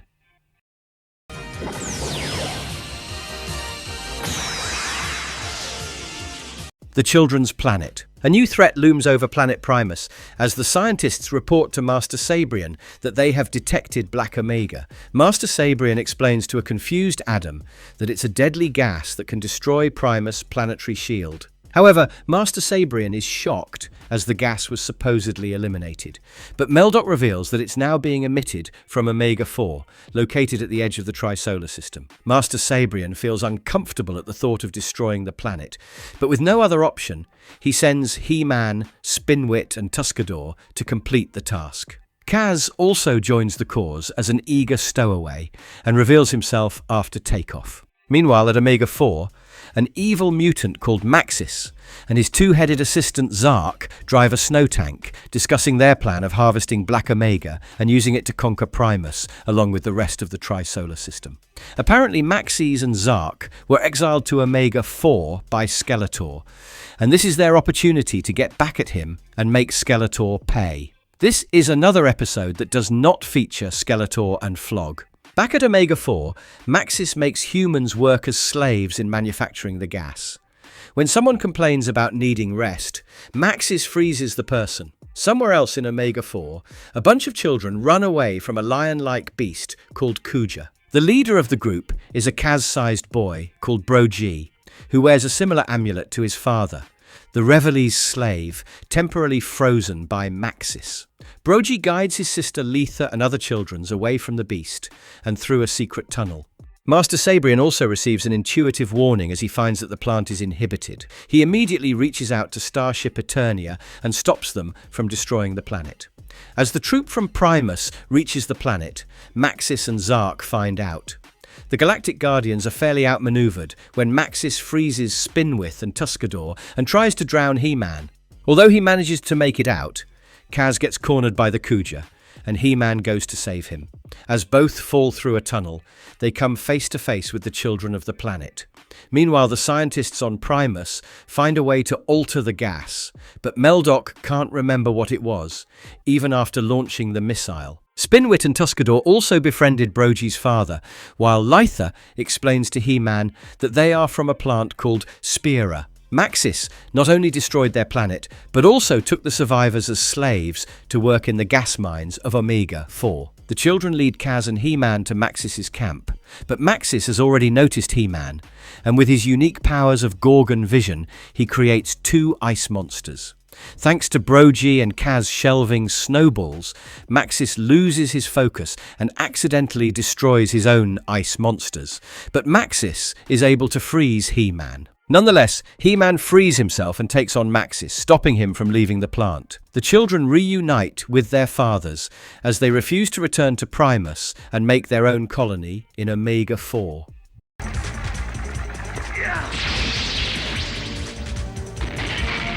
Zone of Darkness. While returning from a meeting with the Galactic Council, Master Sabrian and Mara's Astro Sub get pulled by a tractor beam towards Denebria. Werban and Adam intercept the distress signal. Soon, HeMan takes a rescue party, including Sagittar and Tuscador, to secure Mara and Master Sabrian. However, Master Sabrian senses doom as their ship heads for Freon, an unknown land in Denebria where no one has ever returned from. As communication breaks off, the Astro Sub crashes in Freon, while HeMan and team pursue them despite the risk. Skeletor and Flog witness everything as alien creatures approach an unconscious Mara and Master Sabrian. Skeletor suggests taking the Primans away from the creatures and puts Staghorn on duty. The Galactic Guardians arrive at the swamp, but find the Astro Sub empty. They also encounter weird, fish-like creatures that approach them with guns, but immediately drop them. The leader introduces himself as Korax, a human from Primus, whose features have changed since they arrived in Freon. As the rescue party follows Korax, Tuscador refuses to believe his story. HeMan asks the sorceress for a suggestion, and yet again, her cryptic advice doesn't register with him. Adding to his misery, HeMan and the Guardians also notice Korax speaking to Flog and mutants, which convinces them that Korax is leading them to a trap. As HeMan secretly follows Korax, he finds the chamber where Master Sabrian and Mara are put in a recovery capsule linked to a giant and strange machine. However, it comes as a shock when HeMan notices that both Mara and Master Sabrian start resembling the swamp mutants. HeMan directly confronts Korax, but as he explains everything, HeMan starts to believe him, as his eyes, as well as those of the Galactic Guardians, have started changing. At this point, Skeletor and the mutant arrive at Freon. HeMan and the Galactic Guardians engage them in a battle, and in an impressive sweeping move. HeMan slices off the jaw of the Doomcopter and defeats Skeletor, forcing everyone else to retreat. Eventually, HeMan takes the entire population back to Primus, while the sons of the Tri-Solar Galaxy bring everyone back to normal except for those who are from Freon. Once upon a time, HeMan wakes up from a nightmare and terribly misses his family, whom he left in Eternia. The sorceress tells him that he is needed in Primus to counter evil. To prove her right, Skeletor is shown to have gotten his hands on an ancient spellbook called the Encyclopedia of Evil. However, Skeletor has only Volume 1 and needs the rest, which he believes is hidden in Primus. He counters his argument by lecturing Flog and the mutants with a history lesson on how the Tri-Solar Galaxy came into being, as well as the origins of Nordor. While looking for the vaults of Zactus, which contain the rest of the volume, Skeletor also gets a chance to hang Flog upside down in the air. It is in the very same position that Skeletor also transports himself and the mutants in the Grot's garden in Primus. Grot was enjoying a picnic with Mara and Adam when he decided to fetch a lush melon and instead got trapped in vines by Skeletor. Like always, the arrival of evil kicks off Master Sabrian's spidey sense as he feels something evil is near, only to get a video message from Skeletor holding the Encyclopedia of Evil. Back in the gardens, Mara and Adam look for Grot when Mara gets pulled into the bushes by BH, and Adam transforms into HeMan to pursue him. HeMan has BH cornered, but Skeletor arrives and has HeMan outnumbered when Teela arrives to even the odds. HeMan gets overjoyed to see an old familiar face and the duo fight with the mutants, but Skeletor recites another spell that gets himself, Grot, and the mutants away. This is the only time Teela appears in the show, but her appearance has changed as she has gotten longer and blonde hair. The sorceress also tells HeMan that she used a wrinkle in time to bring Teela as he was homesick. However, the sorceress warns that Teela must be in Grot's garden during the Dragon Iris flower bloom if she wishes to return to Eternia. Meanwhile, Skeletor, the mutants, and Grot find themselves in a strange dimension that's difficult to get out of, but eventually succeed after a few misfires. When Quack hits his mace on the ground, it also opens up the passageway to the vaults of Zactus. HeMan and Teela rush to stop Skeletor, whereas Mara runs to the garden to be the first one to witness the Dragon Iris bloom. However, the damage is done, and Skeletor has found the book, which he uses to bind Teal and HeMan in energy ropes. Mara comes to their rescue as she flings HeMan's sword in the air, which cuts the rope, and HeMan is free. As a fight ensues, the vault walls start to fall apart. It results in a disaster as the books get burned and Skeletor has to escape with the mutants, while the last book also burns away. Teal, Mara, and HeMan also escape. Grot is also back as he enjoys the fruits of his labor, while HeMan bids Teela goodbye just as the Dragon Iris blooms. Mara has also reconciled with Teela, and HeMan gives Mara a flower. A plague on Primus. In Gorn City, Skeletor shows off his cool new weapon to the mutants. It's a fear gas that only works on males and doesn't affect mutants or women. Critter volunteers to take the fear gas cannon to Primus and spray it upon the people. The Bolajet speed race seems the perfect spot for Critter's attack. The contestants are Spinwit, Tuscador, Mara, and Drissi. As Mara takes the lead, Spinwit cuts her off with a snide remark and wins the prize. At this moment, Flipshot calls the Guardians from space and informs them about the abandoned ship he picked up during patrol. Krita emerges from the abandoned ship and sprays the fear gas on the pilots. As Flipshot cowers away, she fits the nozzle of the gun to the ship's exhaust while it enters Primus. Krita succeeds in turning every man on Primus into a coward. Well, except for Adam, who runs away in time and transforms into HeMan. As Spinwit is about to crash, HeMan rescues him, but Krita sprays HeMan with the fear gas.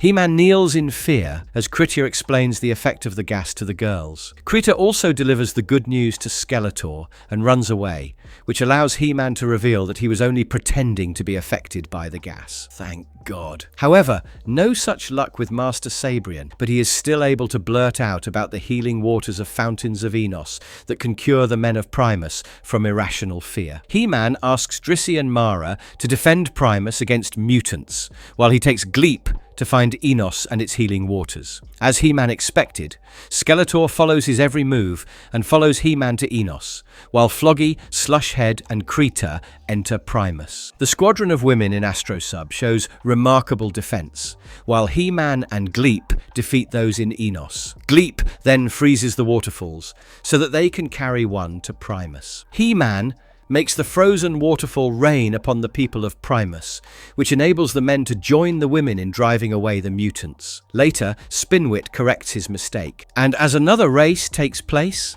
Mara and Drissi emerge as winners. The test of time Master Sabrian feels old, but it's about to change, and right now it's time to address the latest crisis on Primus. Levitan, the floating city, is dropping as it's out of beryllium, the ore that runs its generator. A merchant called Krellis is supposed to bring the ore, but his ship gets hijacked by Skeletor and the mutants. As the mutants set him free in their own shuttle pods, the Astro Subs surround him and bring him to Oasis. The Galactic Guardians are suspicious of him, but he is soon revealed to be a dear old school friend of Master Sabrian. It's a joyful reunion, but it seems Krellis' adventurous and more youthful side is making Sabrian insecure about his own age. As HeMan, the Galactic Guardians and Krellis make a plan to head on to Denebria and get back Krellis' ship, Star Trader. Master Sabrian joins Krellis as a stowaway. It's all wit and humour as the two old-timers work together to locate the Star Trader. Meanwhile, HeMan and the Galactic Guardians engage the mutants. The wise old Sabrian uses his magical skills to sabotage the mutant weaponry and machines. The duo manages to get on the Star Trader and ease out of the planet, while HeMan provides further assistance to help them escape. However, the mutant shuttle pods attack the Galactic Guardians and Star Trader in space, which makes Sabrian come up with another idea. He changes some settings in the Star Trader and mimics Flog's voice as he calls off the attacks. This causes much confusion between Skeletor and Flog, as Skeletor frustratedly destroys the console of the mothership. Later at Primus, the beryllium ore helps Levitan get back to its position, while Master Sabrian seems to be a changed man, as he seems keen on joining the Galactic Guardians. The mutants are attacking!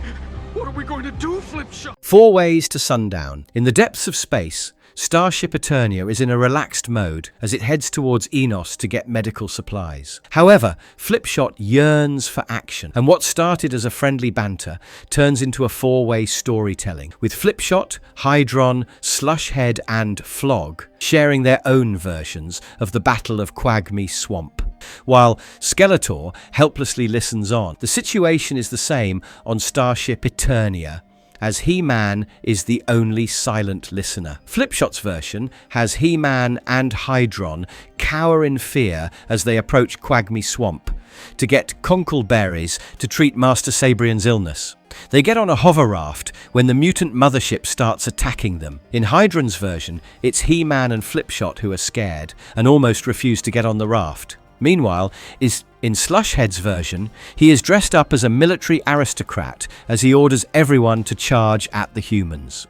On the other hand, Flog remembers Slushhead being very upset about humans invading his swamp and pleads with Flog to attack. Going back to Starship Eternia, Flipshot continues his version, where he dips Clawber into mud and asks her to fling it on the viewing mirrors of the mutant mothership. In Hydron's version, Flipshot stays back on the hover raft while he takes HeMan to cut the conkleberry bushes. He diminishes HeMan to a simple bush cutter. However, as they are about to leave, they are confronted by the mutants. Slushhead remembers Flipshot trying to escape by swimming into the swamp water, while Hydron and HeMan submit to him. Flog provides a more real version, where a giant amphibious creature and Slushhead's friend emerges from the swamp with Flipshot on its head. However, thanks to a little accident caused by Slushhead, the Galactic Guardians get free. The heroic stories end with Hydron and Flipshot arguing with each other, while Slushhead and Flog do the same. HeMan and Skeletor notice their individual ship are on a collision course with each other and alert the pilots. As the two ships narrowly escape a collision, Skeletor and HeMan wonder if the other one has to face similar situations.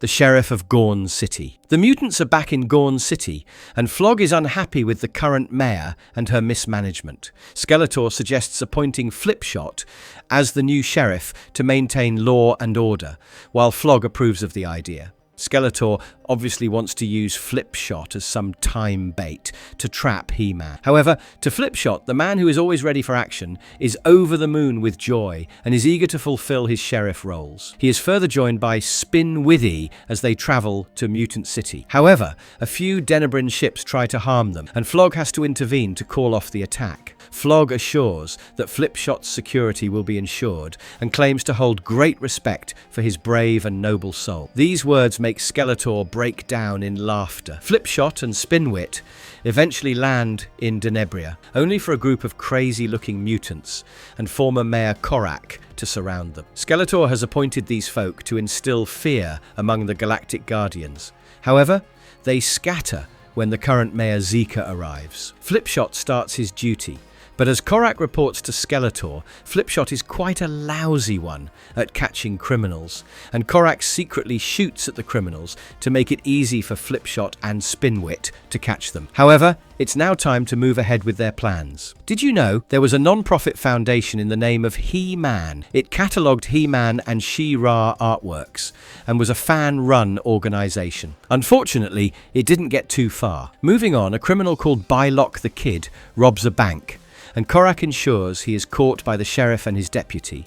However, the criminal belongs to the Ugly Bunch, a group led by a dangerous criminal named Trylock. Skeletor ensures Trylock knows about the capture of his brother, and when Trylock arrives to threaten Flipshot, he quickly sends a distress call to Primus for Adam to decipher. As Skeletor has planned, HeMan arrives in Gorn City to save his friends, but Skeletor's dream remains just that, as HeMan has also alerted his Gornian friend, Meliak. As Meliak takes down the Ugly Bunch underground, the Galactic Guardians take down the other mutants. However, Flipshot steps down from his role, and Meliak steps up. The new wizard in town. As Primus prepares for an upcoming wizards meet, Ramlin, a great powerful wizard, and his robot assistant Law enter the Nordor airspace, much to the chagrin of Flog. However, Skeletor recognizes him, and so does Ramlin. Skeletor tries to stop Flog as he orders an attack. It seems Ramlin could be equally evil, as Skeletor leaves the mutant mothership for Nordor, while Ramlin freezes the ship with a snowstorm. Does this mean Ramlin is a time traveler and visited Eternia? As Ramlin claims to have met Skeletor after a long time, this could be possible. Later, at Primus, Ramlin shows off his enchantment skills to an awestruck Mara and Kaz. However, the environment turns dark when two other wizards, Dagar and Xantos, enter the room. They warn Master Sabrian against Ramlin as Sabrian asks HeMan and the rest to show the wizards to their room. The fears come true when Laura activates the Zone of Silence at night, while Ramlin visits Dagar. He absorbs the power from the gargoyle statues created by Dagar, and then absorbs Dagar and his magic into his body. The next day, Zontos confronts Ramlin about Dagar, and Ramlin conjures Dagar, now in his control, attacking Zontos. Ramlin ultimately also releases the gargoyles to attack the Galactic Guardians, but HeMan strikes back with his sword. However, Ramlin starts absorbing all the energy emitted by the power sword and other weapons. Ramlin also uses his magic to break the ground, which is full of lava, but it doesn't affect HeMan as he remembers to use the power of good. Finally, HeMan and Sabrian realize that Ramlin wants HeMan to challenge him so that he can steal all of HeMan's power. As HeMan refuses to fight, Ramlin releases Dagar and Zontos and leaves Primus, counting the days he can return and take on HeMan. Of us, He-Man, so get lost!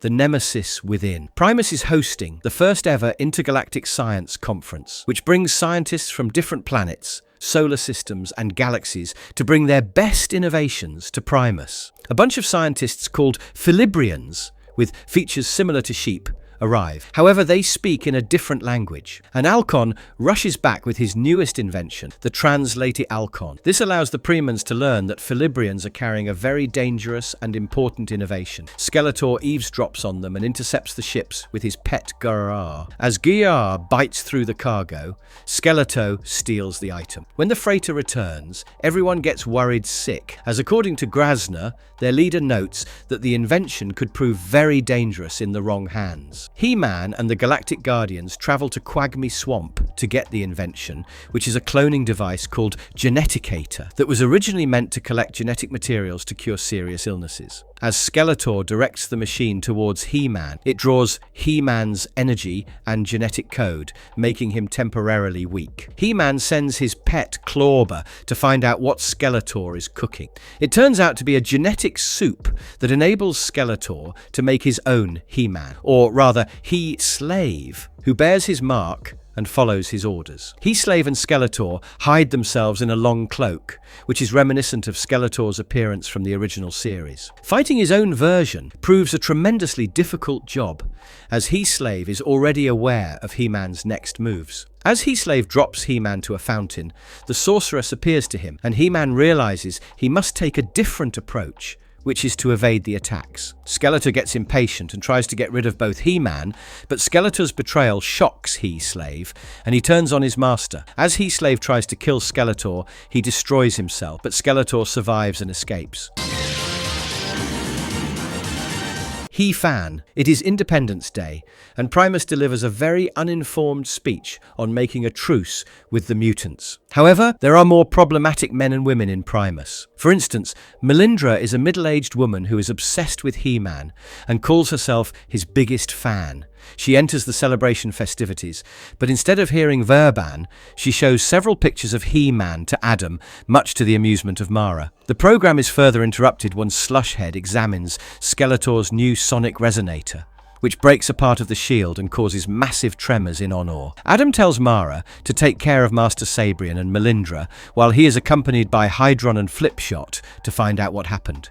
Sometime later, the scientists inform Sabrian about the sonic resonator and how it can destroy the planet's shield and then the planet. The Galactic Guardians decide to get rid of the sonic resonator and take off on the Colossus, unaware that Melindra has entered it as a stowaway. Anyway, Melindra is soon found out, and He-Man orders her to stay put as they leave for the mission. This obviously doesn't work, as Melindra tries to take pictures of herself and sits down on a bollocket, accidentally turning it on.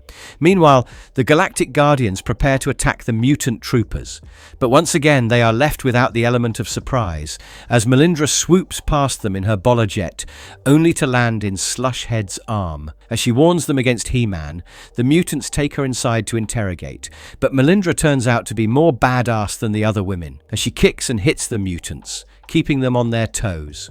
Nevertheless, Flipshot rescues Melindra Tuscador, and Sagittar creates a diversion good enough for He-Man to destroy the resonator. Later, as the story ends, Melindra develops a new obsession with Flipshot. Return to his body! the Dream Zone.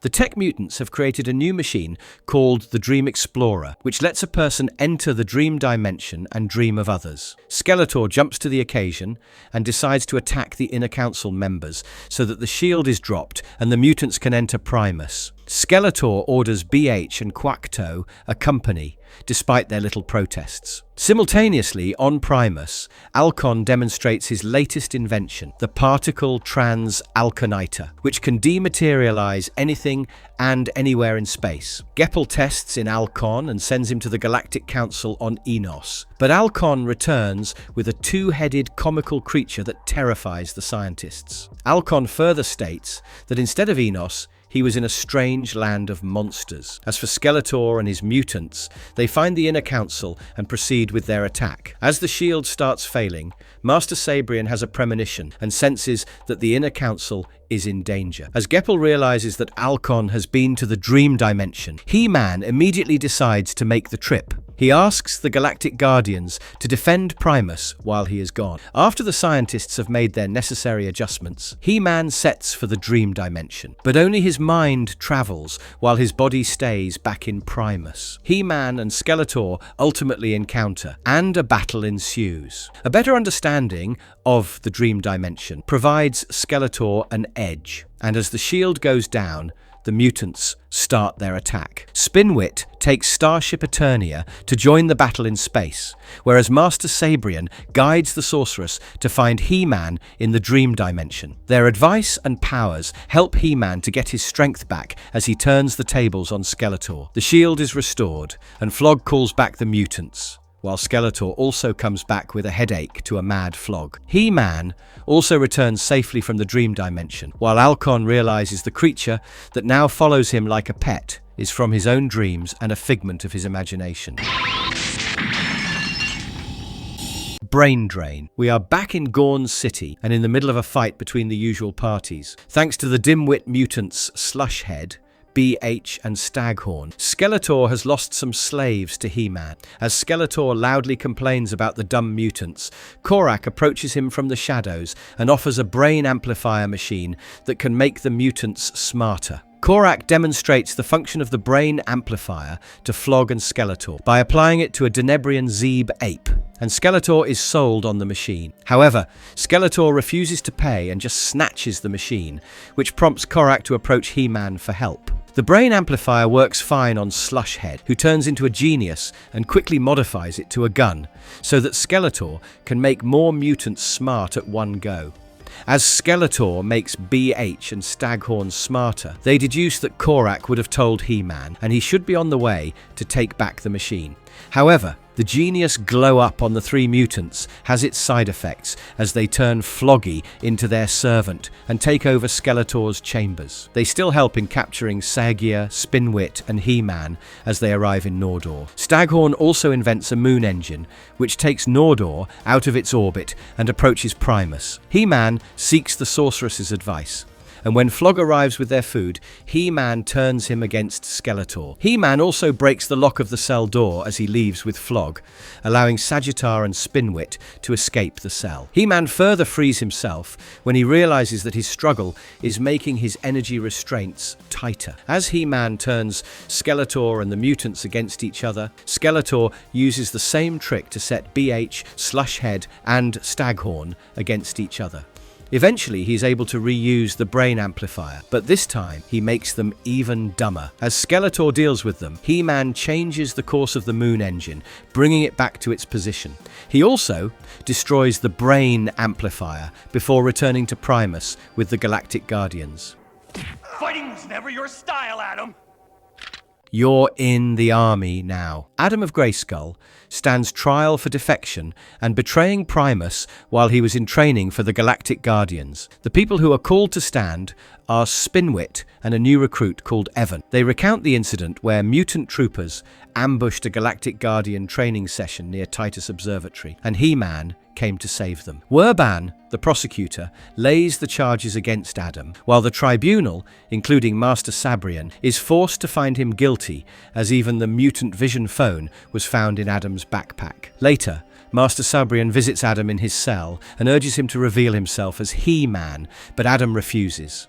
He then proceeds to recount his own version of the incident. Adam met Evans during training, but Evans was already good at everything, while without his HeMan powers, Adam struggled. During the ambush, Adam ran off to change into HeMan, while Evan called after him, and while he was gone, someone slipped the vision phone into his bag. The story ends here, and the next day, Adam is sentenced. Meanwhile, Skeletor arrives at Titus in his Doomcopter, while the rest of the mutants are already there, with their shuttle pods cloaked. Skeletor informs Flog that their spy will plant a disruption bomb at Titus Observatory, but Flog insists on seeing the spy. But Skeletor stops him to keep the curiosity alive. Soon the mutants start to attack, and as Gleep guards Adam in his cell, it almost goes to nuts. Adam offers to correct Gleep's memory chip and deactivates her, so that he can transform into HeMan and escape the cell. HeMan confronts Skeletor and learns his plan to blow up the observatory. As Skeletor and the mutants fly away, HeMan approaches the observatory and notices Evan knocking out a guard before going in. HeMan transforms back to Adam and pretends to be in league with Skeletor as he approaches Evan. However, Evan catches him in a lie, and they struggle. Adam manages to learn how to deactivate the bomb from Evan, and then prevents the blast. Later, he brings the evidence and Evan back to everyone at Honor. Adam removes Evan's mask to reveal he is a mutant. As Adam goes free, Sagittar reminds him that another week of training is left. A blizzard! No easy way. A part of planet Vitrion has broken off and has formed a new moon. Scientists Alcon and Geppel are excited to examine it, and they are accompanied by Galactic Guardians, Primus troopers, and of course HeMan, as they take Colossus and Starship Eternia to travel. This episode is an adventure, as first HeMan and the Galactic Guardians face off a stream of asteroids that have broken off Vitrion during the explosion. HeMan, Spinwit and Tuscador volunteer to destroy them, but HeMan has to take the sorceress's cryptic advice and use the way of magic to go behind the asteroids as he shoots at them, once landing on the moon, which ended up being named Alconia Geplionia 01. The ships get trapped by vines that almost suffocate them. HeMan again comes to their rescue, but finds the plants have a very short lifespan. The two scientists collect plant samples from the moon for over 3 days, and on the last day, they head over to caves, where they find fountains and a more natural environment. They also find Skeletor and his group of mutants waiting to ambush them, but a gas released by another alien plant repels them. Sometime later, Master Sabrian awards Geppel and Alcon for their scientific discovery of the mutant-repelling plants, which allows the Inner Council members to leave their posts. As the plants now protect Primus, there is no need for the shield. However, peace doesn't last long, and after a month, the plants transform into vicious ones, attacking the Primans. They discover that the plants have now adapted to the humans and are attacking them. It also takes Master Sabrian hostage, and when HeMan hoses down the plant with cold water, it dies. As the scientists realize cold kills the plants, the Galactic Guardians make it snow, and all the plants are destroyed. The shield is put back again, as it is found that there is no easy way to protect the planet. You fight well, Quick. The Guns of Nordor. The mutants have got a new weapon to play with, the Guns of Nordor. This is a spin on the movie Guns of Navarone, 1961. Flog orders his mutant troopers to man the station, and even allows Slushhead to take the first shot. The guns have the capability of firing targets far away, like Primus. The Titus Observatory informs the Galactic Guardians as the mutants keep firing through the holes in the shield. The threat becomes larger when Captain Hydron's ship gets hit, and Flipshot rescues him by allowing the Astrosub to land on Starship Eternia. The incident quite literally holds the Primans captive on their own planet, as they are unable to head out into space, and so they decide to put a stop to it. HeMan takes the Galactic Guardians and Geppel to travel to the darker side of Nordor and destroy the gun. However, they make a strategy of attacking in 2 teams. Tuscador, Spinwit and Flipshot will approach directly, while HeMan will take Geppel and Artilla to find the guns. As the Colossus approaches, Slushhead shoots at it, causing considerable damage. Everyone congratulates Slushhead and celebrates with him, including Skeletor, but Flog gets angry as what they have destroyed is only a fake model created by Geppel. Did you know? After the HeMan toy line attached to this series was cancelled, it was used as the mould for Demolition Man, 1993. After the explosion, the real teams flew away safely and fast. After landing, HeMan's group goes on foot and is attacked by a giant rock lizard. After chasing it away, the group uses jetpacks to climb the cliffs, but finds Quack and a group of mutant troopers waiting for them and defeats them anyway. The other team lets themselves be captured, but HeMan defeats the mutants and arrives at their headquarters with Geppel's explosives. He informs them about the timer being on, and this time Skeletor believes him as he urges Flog that, unlike them, HeMan can actually sacrifice himself. Skeletor and the mutants leave, as do Geppel, HeMan and the Galactic Guardians as the explosion occurs. I'll handle him. The Bride of Slushhead. An error in the new navigation system of Starship Colossus forces it to land in the Quagmy Swamp. Geppel and Alcon are on board with HeMan Artilla, Hydron and Sagittar. As it is, these two scientists are to blame for the bug. They also inform that since the drive is attached to the system and the Astro subs, they cannot change course and walk into Gorn City to get the necessary repairs. In the midst of the troubles, Slushhead, Staghorn and Quack launch an attack on the Galactic Guardian. However, Slushhead's bride-to-be, Felka, was swimming in the swamp and got caught in the middle of the firing. When a tree is about to fall on her, Sagittar saves her. Coincidentally, it's also Slushhead's wedding day, and the honor of the swamp guides him to make Sagittar his best man. Who knew Slushhead could be this romantic? He comes up as a hero when he stops Staghorn from attacking the Guardian, and even agrees to let Captain Hydron travel safely to Gorn City to get the repairs done. Angered that Slushhead let his mortal enemy Sagittar be the best man, Staghorn reports everything to Flog. However, Skeletor tells Flog this is the best opportunity to kill the lot. As the wedding preparations go on, Felka proves to be a very demanding wife, as she cries when she dislikes the flowers or the decor. Meanwhile, Slushhead turns out to be a doting husband. As the guests arrive unarmed, including Skeletor, Flog and their troopers, it makes the Galactic Guardians as well as the other guests nervous. However, to Skeletor's dismay, he learns that the wedding is off, which means his plan will be a failure. As Skeletor intervenes, he learns Felka suspects Slushhead is cheating. An exasperated Skeletor also speaks rudely with Felka, which makes Slushhead stand up to Skeletor, which again convinces Felka to proceed with the wedding. However, disaster strikes during the cake-cutting ceremony as Staghorn emerges from the giant cake and hands weapons to his friends. HeMan has to fight Skeletor swordless, but karma strikes, and Skeletor loses his staff to the flower decoration that Felka once hated. Alcon and Geppel also use the cutlery to distract Flog, which results in a food fight.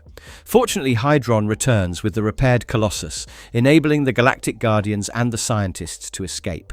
On their way home, they discuss whether Slushhead was really truthful. They are proven right when Slushhead and Felka's fighter ship crosses their path, and the newlywed mutant couple share their gratitude for everything until they meet next time as enemies again. Dredator. The episode begins with Skeletor and Flog enjoying watching a gladiator match between aliens called Dredator and Ganos. Dredator, the purple-skinned bug-like creature, has the ability to go invisible and knocks out his opponent. Impressed by his skills, Skeletor and Flog offer to recruit him for the Mutant Space Force, but Dredator refuses. Skeletor changes tactics and mentions that Dredator is afraid of the greatest fighter, HeMan, prompting him to go look for HeMan at Primus. Dredator's ship has similar cloaking qualities as it enters Primus through a shield hole undetected. But his presence becomes more known when Kaz and Drissy get a glimpse of his shimmering silhouette as he chases them out in the open. This reminds me, Dredator is based on the titular monster from the cult classic film Predator, 1987, and both have similar powers. Dredator's armor is also a lot similar to Skeletor's original design. Kaz calls Master Sabrian on a vision phone, and Adam immediately transforms into HeMan. But before he can arrive, Sagittar finds the siblings and asks them to run, while he tries to fight Dredator. However, when Dredator learns that Sagittar is a friend of HeMan, he freezes Sagittar like a statue and takes him hostage. HeMan arrived at the ruins where Kaz and Drissy were having a picnic and encountered Dredator. They tell him everything, and soon the Galactic Guardians, as well as the scientists, arrive to collect samples.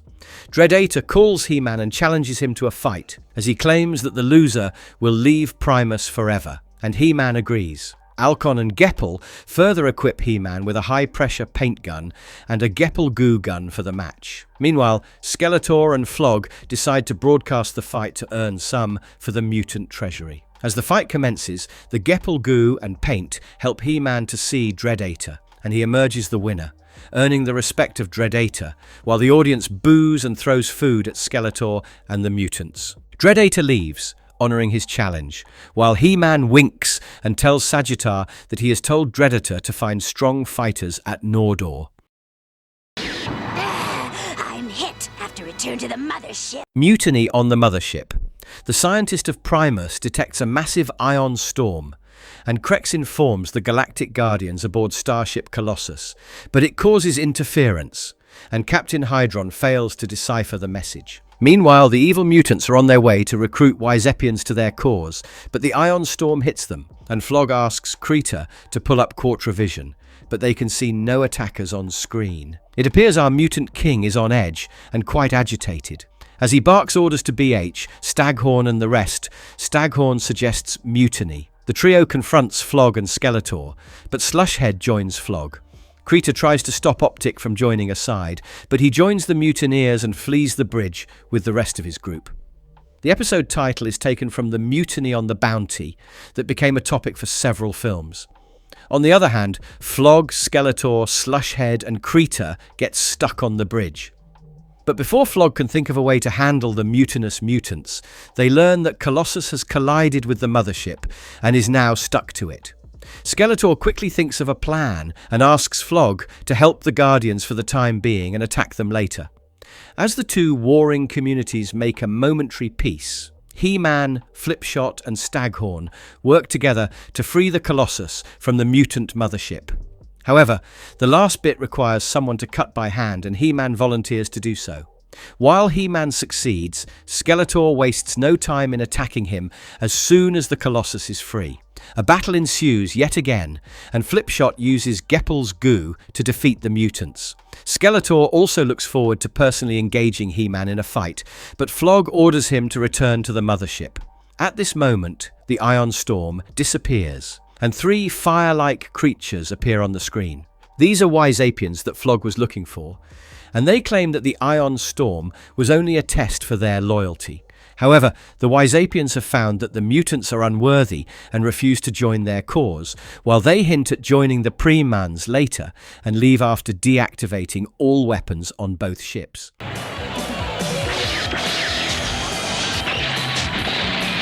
Rock to the future. In this rocking episode, Slushhead and Staghorn discover a rock star called Hank Rapper, playing alone in one of the caves of Moon Nordor. They bring him to the mutant mothership, and Hank hands one of his albums to Krita, who is the only one who has some idea about rock stars as she has studied primitive cultures. Well, at least some of the mutants have attended school, although Krita looks quite human and is not like Demona from the Gargoyles. Anyway, they learn that Hank is from the 20th century Earth, as the record shows images from his LA concert. Hank Rapper is also a reference to musician Frank Zappa. Skeletor deduces that he must have fallen through a time hole, but is impressed by his ability to control people with music. This gives him an idea, and soon Flipshot gets contacted by Torzag from Concert Star, as he informs Flipshot about an upcoming Earth-style rock concert. As Flipshot is asked to put up some posters of the concert on Primus, it soon becomes popular among the people. Adam finds Drissy and Kaz dancing to Hank's music. As Adam also carries period clothing for the rock concert that are supposed to be distributed, he doesn't understand the point of the concert and travelling to Concert Star to watch it. However, he has to give in as HeMan has to escort them to the concert. Meanwhile, Skeletor and Flog take the concert crew prisoner and inform Torzag that they have left. The mutants take their place, and when Torzag becomes suspicious, Skeletor manipulates him, Drissy, Kaz, and Flipshot dress up in classic 80s style as they head for the concert. The series has always maintained an ancient Roman and Greek style of clothing, although Primus is supposed to be technologically advanced in the future. Still, this sudden costume change is a welcome affair. At the concert, their tickets are bumped to first-row seats, and soon the mutants attack. Hank Rapper continues to play on his guitar as HeMan, Flipshot, and Hydron join the fight. Skeletor tries to take Drissy hostage and lures HeMan to the top of the giant speakers, but soon realizes he has no way out and disappears. Drissy gets upset as the concert was used for evil, but the crowd cheers for HeMan, and he finally gets what the buzz is about. Torzag also offers him a musical contract, but HeMan declines. No! He's won again! The running of the herd. During an expedition to examine sunspots and solar flares, Sagittar suddenly feels weak and nauseous. He senses it's the time for the annual running of the herd ritual. At first, he behaves quite rudely with his colleagues as he forces everyone to make a U-turn. However, after a brawl with HeMan, Sagittar finally comes to his senses and explains about the running of the herd. Sagittar claims that at first all in Equinos were horses, until they changed into half horse and half human. However, to maintain their tradition, all of them take part in the running of the herd, which helps them bond and survive. Hydron immediately orders Flipshot to take the ship to Equinos, but it looks like the mutants will beat them to it. Thanks to Staghorn's spy, Flog and Skeletor also learns of the ritual and decide to travel to Equinos, as they are sure the Galactic Guardians will bring Sagittar for the running of the herd. Skeletor and the mutants soon enter Equinos and are about to invade it when Sagittar's friend Beskita and General Nikor meet them. The mutants and Skeletor threaten to destroy the planet if they inform the Galactic Guardians of the invasion. When the Galactic Guardians arrive, General Nikor and Beskita greet them like everything is as it should be. Beskita even sends Sagittar in a different hovercar. It is quite possible that Beskita means more to Sagittar than just a friend. Speaking of friends, Orko the friendly Trollan was supposed to have joined HeMan in Primus, and Skeletor would have a sister, Skeletorix, with a crush on HeMan, but none of these plots materialized. Anyway, Beskita plays it well as she pleads with Flog to allow Sagittar to join the running of the herd before the mutants attack.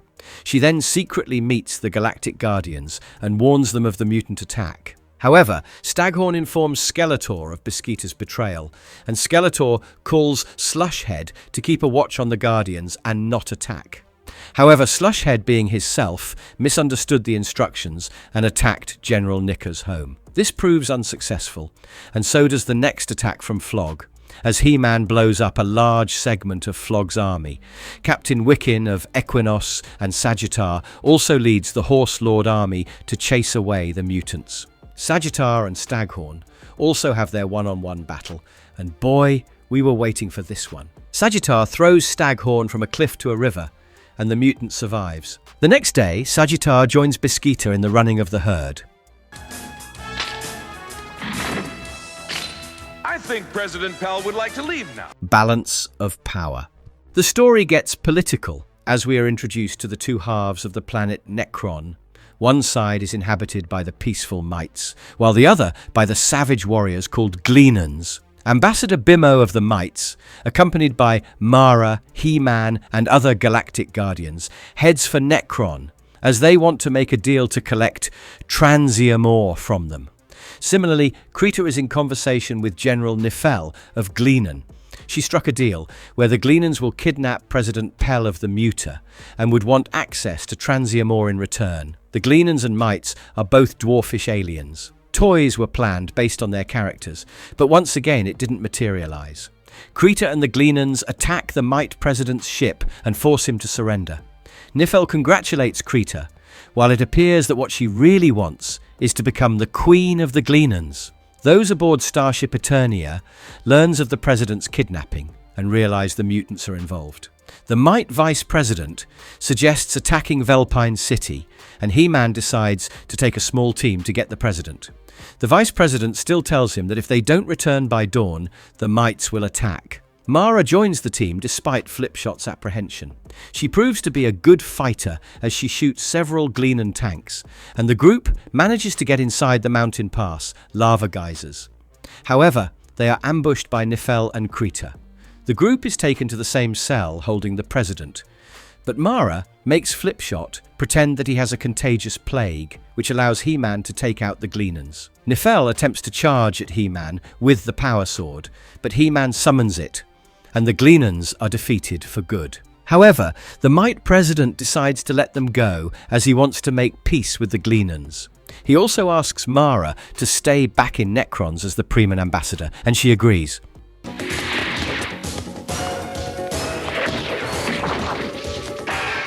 The Tornadoes of Zil. A distress call from Zil surprises everyone in Primus, which is natural as the planet is known for its violent storms, making life impossible. Adam of Greyskull doesn't know that, and Mara becomes suspicious again as she wonders why a boy from Levitan is unaware of this fact. But suspicions aside, Primus must answer, and HeMan, accompanied by Spinwit, leaves for the mission. Meanwhile, the mutants pick up the same signal, and Skeletor plans to set up a trap for HeMan. Skeletor, BH, and Quack attack HeMan and Spinwit's Astro Sub as they arrive at Zil's space. The tornadoes of the planet scare off the mutants, but Skeletor is able to damage Spinwit's Astro Sub. HeMan finds his Astro Sub and welds it against Spinwit's, only to land safely on Zil. They realize the tornadoes are man-made. While an iron bar is about to fall on a child, Spinwit saves her like a tornado. Spinwit is held as a prophesized hero, and HeMan is treated as his man-servant. HeMan also learns that the tornadoes are used to protect the planet from mutant attacks. However, the distress signal was sent as crystals powering. The tornadoes are losing their energy. With the arrival of their hero, the High Priest of Zil decides to shut off the tornadoes for good and refuses to listen to any reason given by HeMan. On a different note, this series does not feature any other classic series characters other than HeMan, Skeletor, the King and Queen, as well as Teela, which is a rather downside of the series, as we expected more of some familiar faces. On the other hand, although several smaller characters are introduced in the series, they barely leave any mark. Now, as HeMan expected, Skeletor wonders if HeMan has made it to Zil since the distress signal stopped. Stopping the tornado machines further allows Skeletor and some of his mutants to enter Zil. Spinwit tries to defend the planet, but Skeletor blasts him away with his skull staff. HeMan engages Skeletor, and a blast hits the crystal, re-energizing it for a moment. Skeletor also loses his helmet, and for the first time, we discover that he has some hair on his head. This makes him resemble the Battle Blade Skeletor action figure. After the villains leave, the High Priest apologizes to HeMan, while HeMan and Spinwit temporarily charge the crystal until the Zillions find a solution to their problem. No man does that to Cog. This man does. The taking of Levitan. President Pell of the Mites decides to send Ambassador Bimo to Primus, accompanied by their interstellar protection robot Cog. General Nifel and Krita intercept the message, and Krita relays it to Skeletor and Flog. Since the previous episode, until the last one, Skeletor would appear without his helmet. They ask Krita to rewire Cog so that it can destroy the city of Levitan while at Primus, allowing the mutants to attack from space. Hoping to become their queen, Krita leads the Gleanan warriors to attack a Mighty's space base as a distraction, while Private Dobson, a computer programmer from Gleanan, is lowered as he tinkers with Cog's wires. When Ambassador Bimo finally arrives with Cog, Gleep is more than excited and introduces Cog to everybody. Cog also works along with HeMan in stopping Spinwit's ship as it malfunctions. However, just as the mutants charge forward, Optic activates Cog, and the robot sets forth to destroy Levitan. HeMan battles Cog, and it is ultimately Ambassador Bimo who comes forward and asks Cog to stop. As Cog is about to throw away Bimo, Cog's wires start to burn up. Bimo checks and finds that he has been reprogrammed.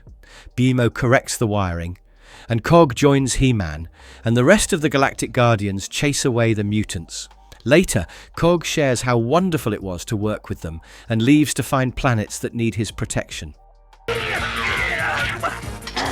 You dare to think a weakling from Primus is a match for a mutant warrior?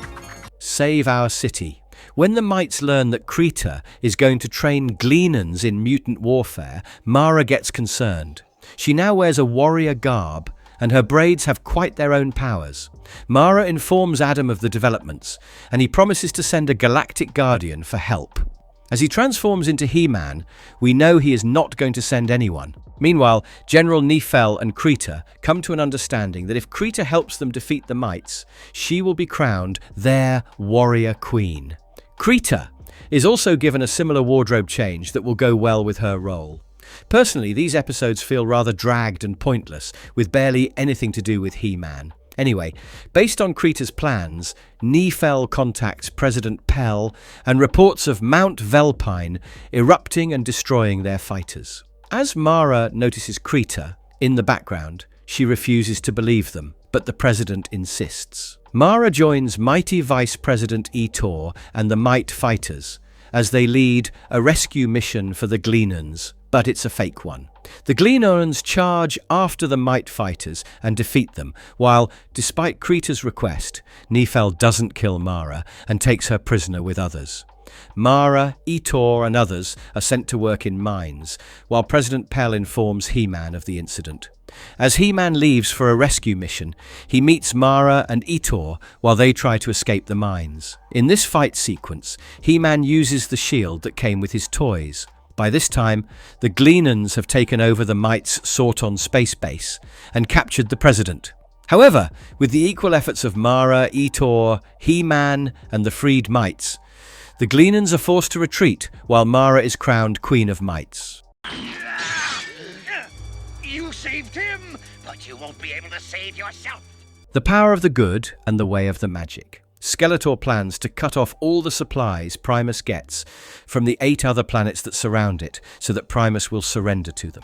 He explains the plan to Floggy and decides to first attack Danzig. However, the main city is protected by a dome and equipped with lasers that make it impregnable. When Staghorn informs Skeletor of the problem, he urges Flog to tag along and investigate, while Flog stations Slushhead to man the mutant mothership. Meanwhile, it's a moment of great peace in Primus, but when Master Sabrian and Adam pick up a distress call from Danzig, they have to scuffle.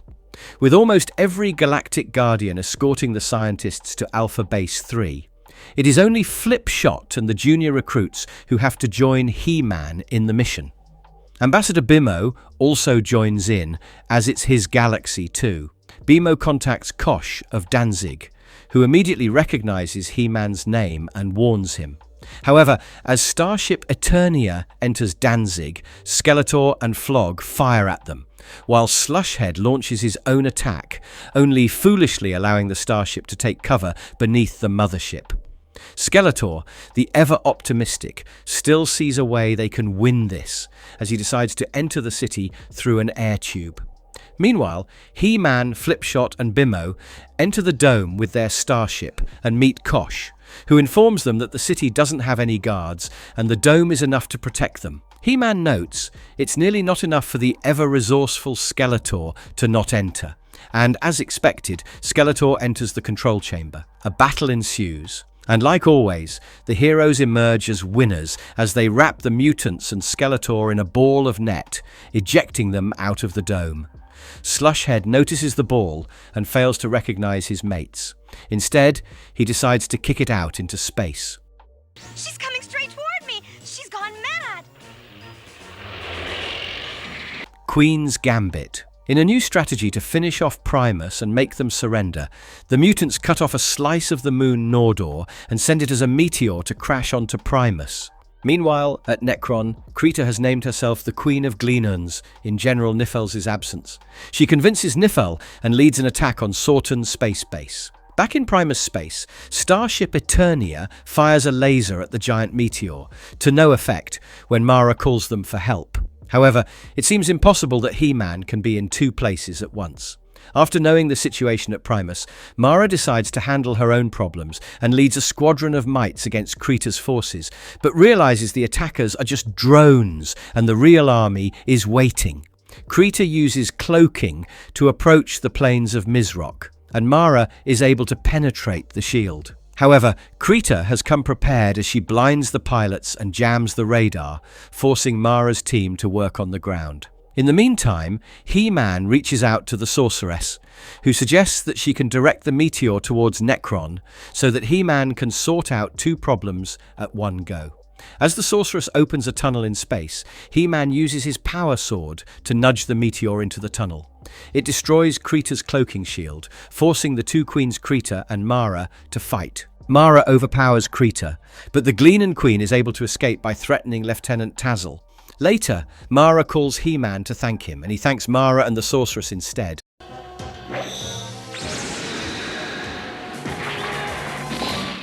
There's gems in them hills. The episode begins with the big reveal that it was Skeletor's idea to send Krita to the Gleanans to be their queen. As for the good guys, the Galactic Guardians make arrests, a squadron of renegade aliens that attacked Alpha 3. Skeletor and Flog are obviously keeping tabs, and Skeletor plans to break them out of Gorn City jail and promise them Romdeal gems, claiming it was found in Primus. It's rather odd that most of the renegades look like the Freon humans whose features changed in the Freon environment. Meanwhile, Mara also contacts HeMan to ask him and the Galactic Guardians to visit Necron and teach the mites. Back at Gorn, Skeletor and the mutants enact their plan, while Sheriff Meliak secretly sends a distress button alerting Sabrian and Adam of the situation. HeMan collects Artilla and Flipshot for the mission, while Bimo insists on joining them. Back at Denebria, Skeletor takes the help of Korak to convince the renegades that Primus is rich with Romdeal mines, and so they must attack. When the Galactic Guardians arrive, they notice Skeletor and Flog address the renegades, and HeMan, along with Flipshot, uses disguises to join the audience. Artilla and Bimo are sent back to their vehicles to contact Primus, but a new challenge faces them as robot bounty hunters capture them and try to take them to the Great One. This is a hint into the past of Artilla, as he supposedly worked for the Great One, who was never revealed. When Korak arrives to speak with the bounty hunters, Bimo uses the distraction to set Artilla free. He also switches on a magnet to stop the robots and Korak. And after humiliating Korak, Artilla and Bimo take a shuttle pod to find the others. A disguised HeMan and Flipshot impress Flog, who asks them to lead the renegades, but Skeletor gets suspicious and finds out it's HeMan. As Skeletor approaches Flipshot with a terror tread, HeMan destroys the vehicle and makes it go haywire. Bimo and Artilla also arrive and tell the renegades that the Romdeal gems are actually found in Nordor and not Primus, thus changing the course of their path. The episode ends with Bimo earning the title of a Galactic Guardian. The call to the games. The story begins with Bimo teaching the might way of hand-to-hand combat to Flipshot when the alarm goes off. HeMan, joined by Hydron and Flipshot, takes Starship Eternia, heads off to space to protect Primus from the gigantic Battlestar ship. Artilla also follows on with Starship Colossus, while KO leads a squadron of astrosubs. Similarly, Nordor is also under attack by an identical Battlestar ship, and the mutants follow in their mothership and shuttle pods to fight back. However, both groups find that their missiles have barely affected the Battlestars. The shuttle pods, Astro Sub, and even the mothership and starships sustain heavy damage when a voice contacts HeMan on Starship Eternia. The Battlestar stops firing and asks Starship Eternia to follow, and the others to return. If they don't, the aggressor will destroy the Colossus, which carries 26 damaged Astro Subs. Similarly, the other identical ship asks the mutant mothership to follow, or else it will be destroyed. As both groups meet, they come face to face and also notice that there are twin battleships. They start firing at each other, realizing too late that firing at a close range would destroy their ships. However, the lasers collide and vanish along with the Battlestars, and the two ships find themselves being pulled to Denebria. Although the series is mostly based on space adventure, the initial concept was on HeMan's son, Hero. launching in space to protect Eternia from some disaster and ending up on Primus. It would have also included Skeletor's son, and we might be a little robbed. Since both the ships are about to crash, both Skeletor and HeMan climb outside and use their individual weapon to slow down their individual ship's descent. It's like two sides of the same coin. Both the ships make a rough landing, and soon the mutants attack the Guardians with Terror Claws and Terror Treads. Both factions suspect each other of using the Battle Star, although Skeletor and HeMan have other ideas. Nonetheless, a fight ensues, but they soon find their weapons not working, and the Battle Stars arrive again. They invite both parties to face off in a game, or else their planets would be destroyed. Skeletor senses it would be wise to befriend the aggressors and asks Flog to comply, while HeMan deduces that he must save Primus and agrees. The Battlestar leaves, asking the parties to return home until they are contacted again. The episode ends on the trio of HeMan, Hydron and Flipshot swearing on their oath as they look forward to the games. It's you who's about to meet his final defeat. The blacksmith of Krellis. The mutants visit Gorn City looking for the best weapon maker when they come across a mutant called Needlenose carrying a specialized weapon. When Needlenose instigates a fight with Flog and wins it, Skeletor holds him by his skull staff and makes him spit out the name of the weapon maker, the blacksmith of Krellis. Although Krellis is a supposedly uninhabited planet, the mutants leave to get special weapons for themselves ahead of the games. This is one of the longest-running plot lines in the series, before it ends. Thanks to Meliak eavesdropping on the mutants, HeMan and Sabrian learns of the blacksmith of Krellis, and Sabrian urges the Galactic Guardians to get weapons for themselves. On their way, Skeletor picks up on HeMan following them, and Flog leaves a sea of strike sticks to stop them. The blacksmith called Yolt appears to be a human who forges the weapons in the fires of the Atomic Forge, which foretold him of both good and evil visitors. The mutants arrive first and pretend to be the good ones, fooling Yolt into making them advanced armors and weapons. The mutants try out their enhancements and leave, promising to come back at night to pick up the rest. Meanwhile, Starship Eternia braves the strike sticks and manages to land in Krellis. They wait for an ambush from mutants, but find none. Yolt mistakes them as bad when he witnesses HeMan and the Galactic Guardians trying out the spare weapons. Yolt attacks them, but HeMan wins the bout and even saves Yolt from being crushed by an anvil. Yolt realizes that he was fooled by Skeletor and makes weapons for the Galactic Guardians. These weapons are based on the variants of the last wave of the HeMan toy line, except for Kaio and Optic. At night, the mutants return and a fight ensues. However, the Galactic Guardians defeat them, and Skeletor accidentally burns his skull staff, which makes his vanishing act hilariously faulty. The rest of the mutants also run away, leaving the Guardians in splits. A time to leave. Preparation for the games is in full swing as Flipshot, Hydron and Kaio practice with their new weapons. Ambassador Bimo suggests taking a trip to Necron and learn the way of might fighting from their giant meat Volk. The evil mutants learns of the plan, and Krita plans to kill Volk, but Skeletor has other plans.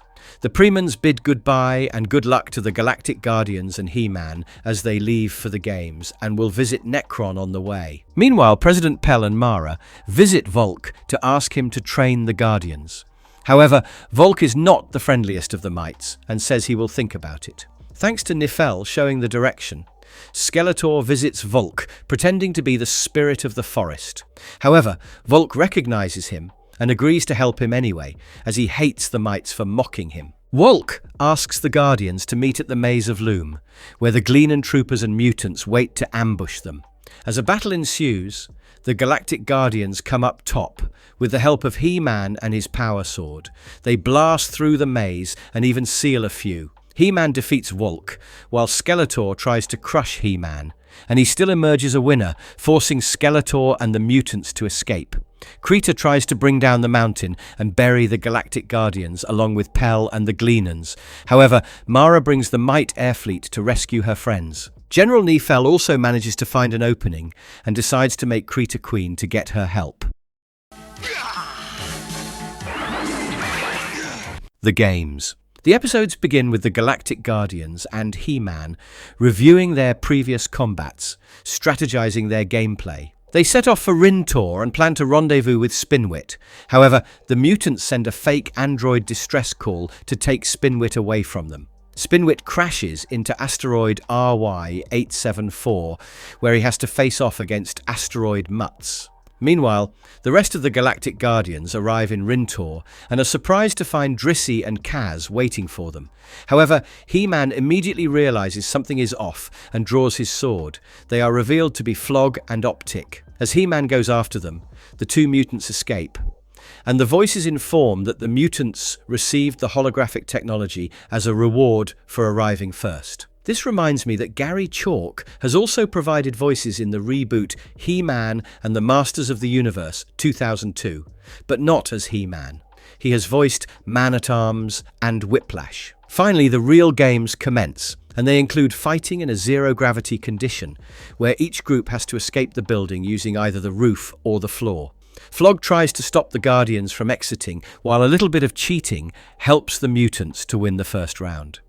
The second challenge is about the respective teams crossing a chasm with the help of a ladder.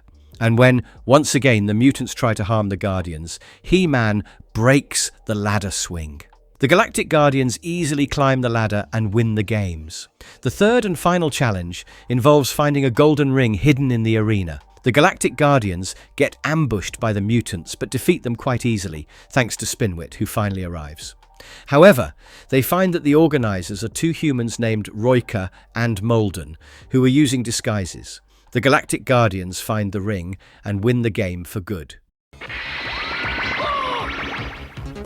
Flog's revenge. Roika and Molden adorn the winners of the games with laurel wreaths and then invite them to a celebratory dinner.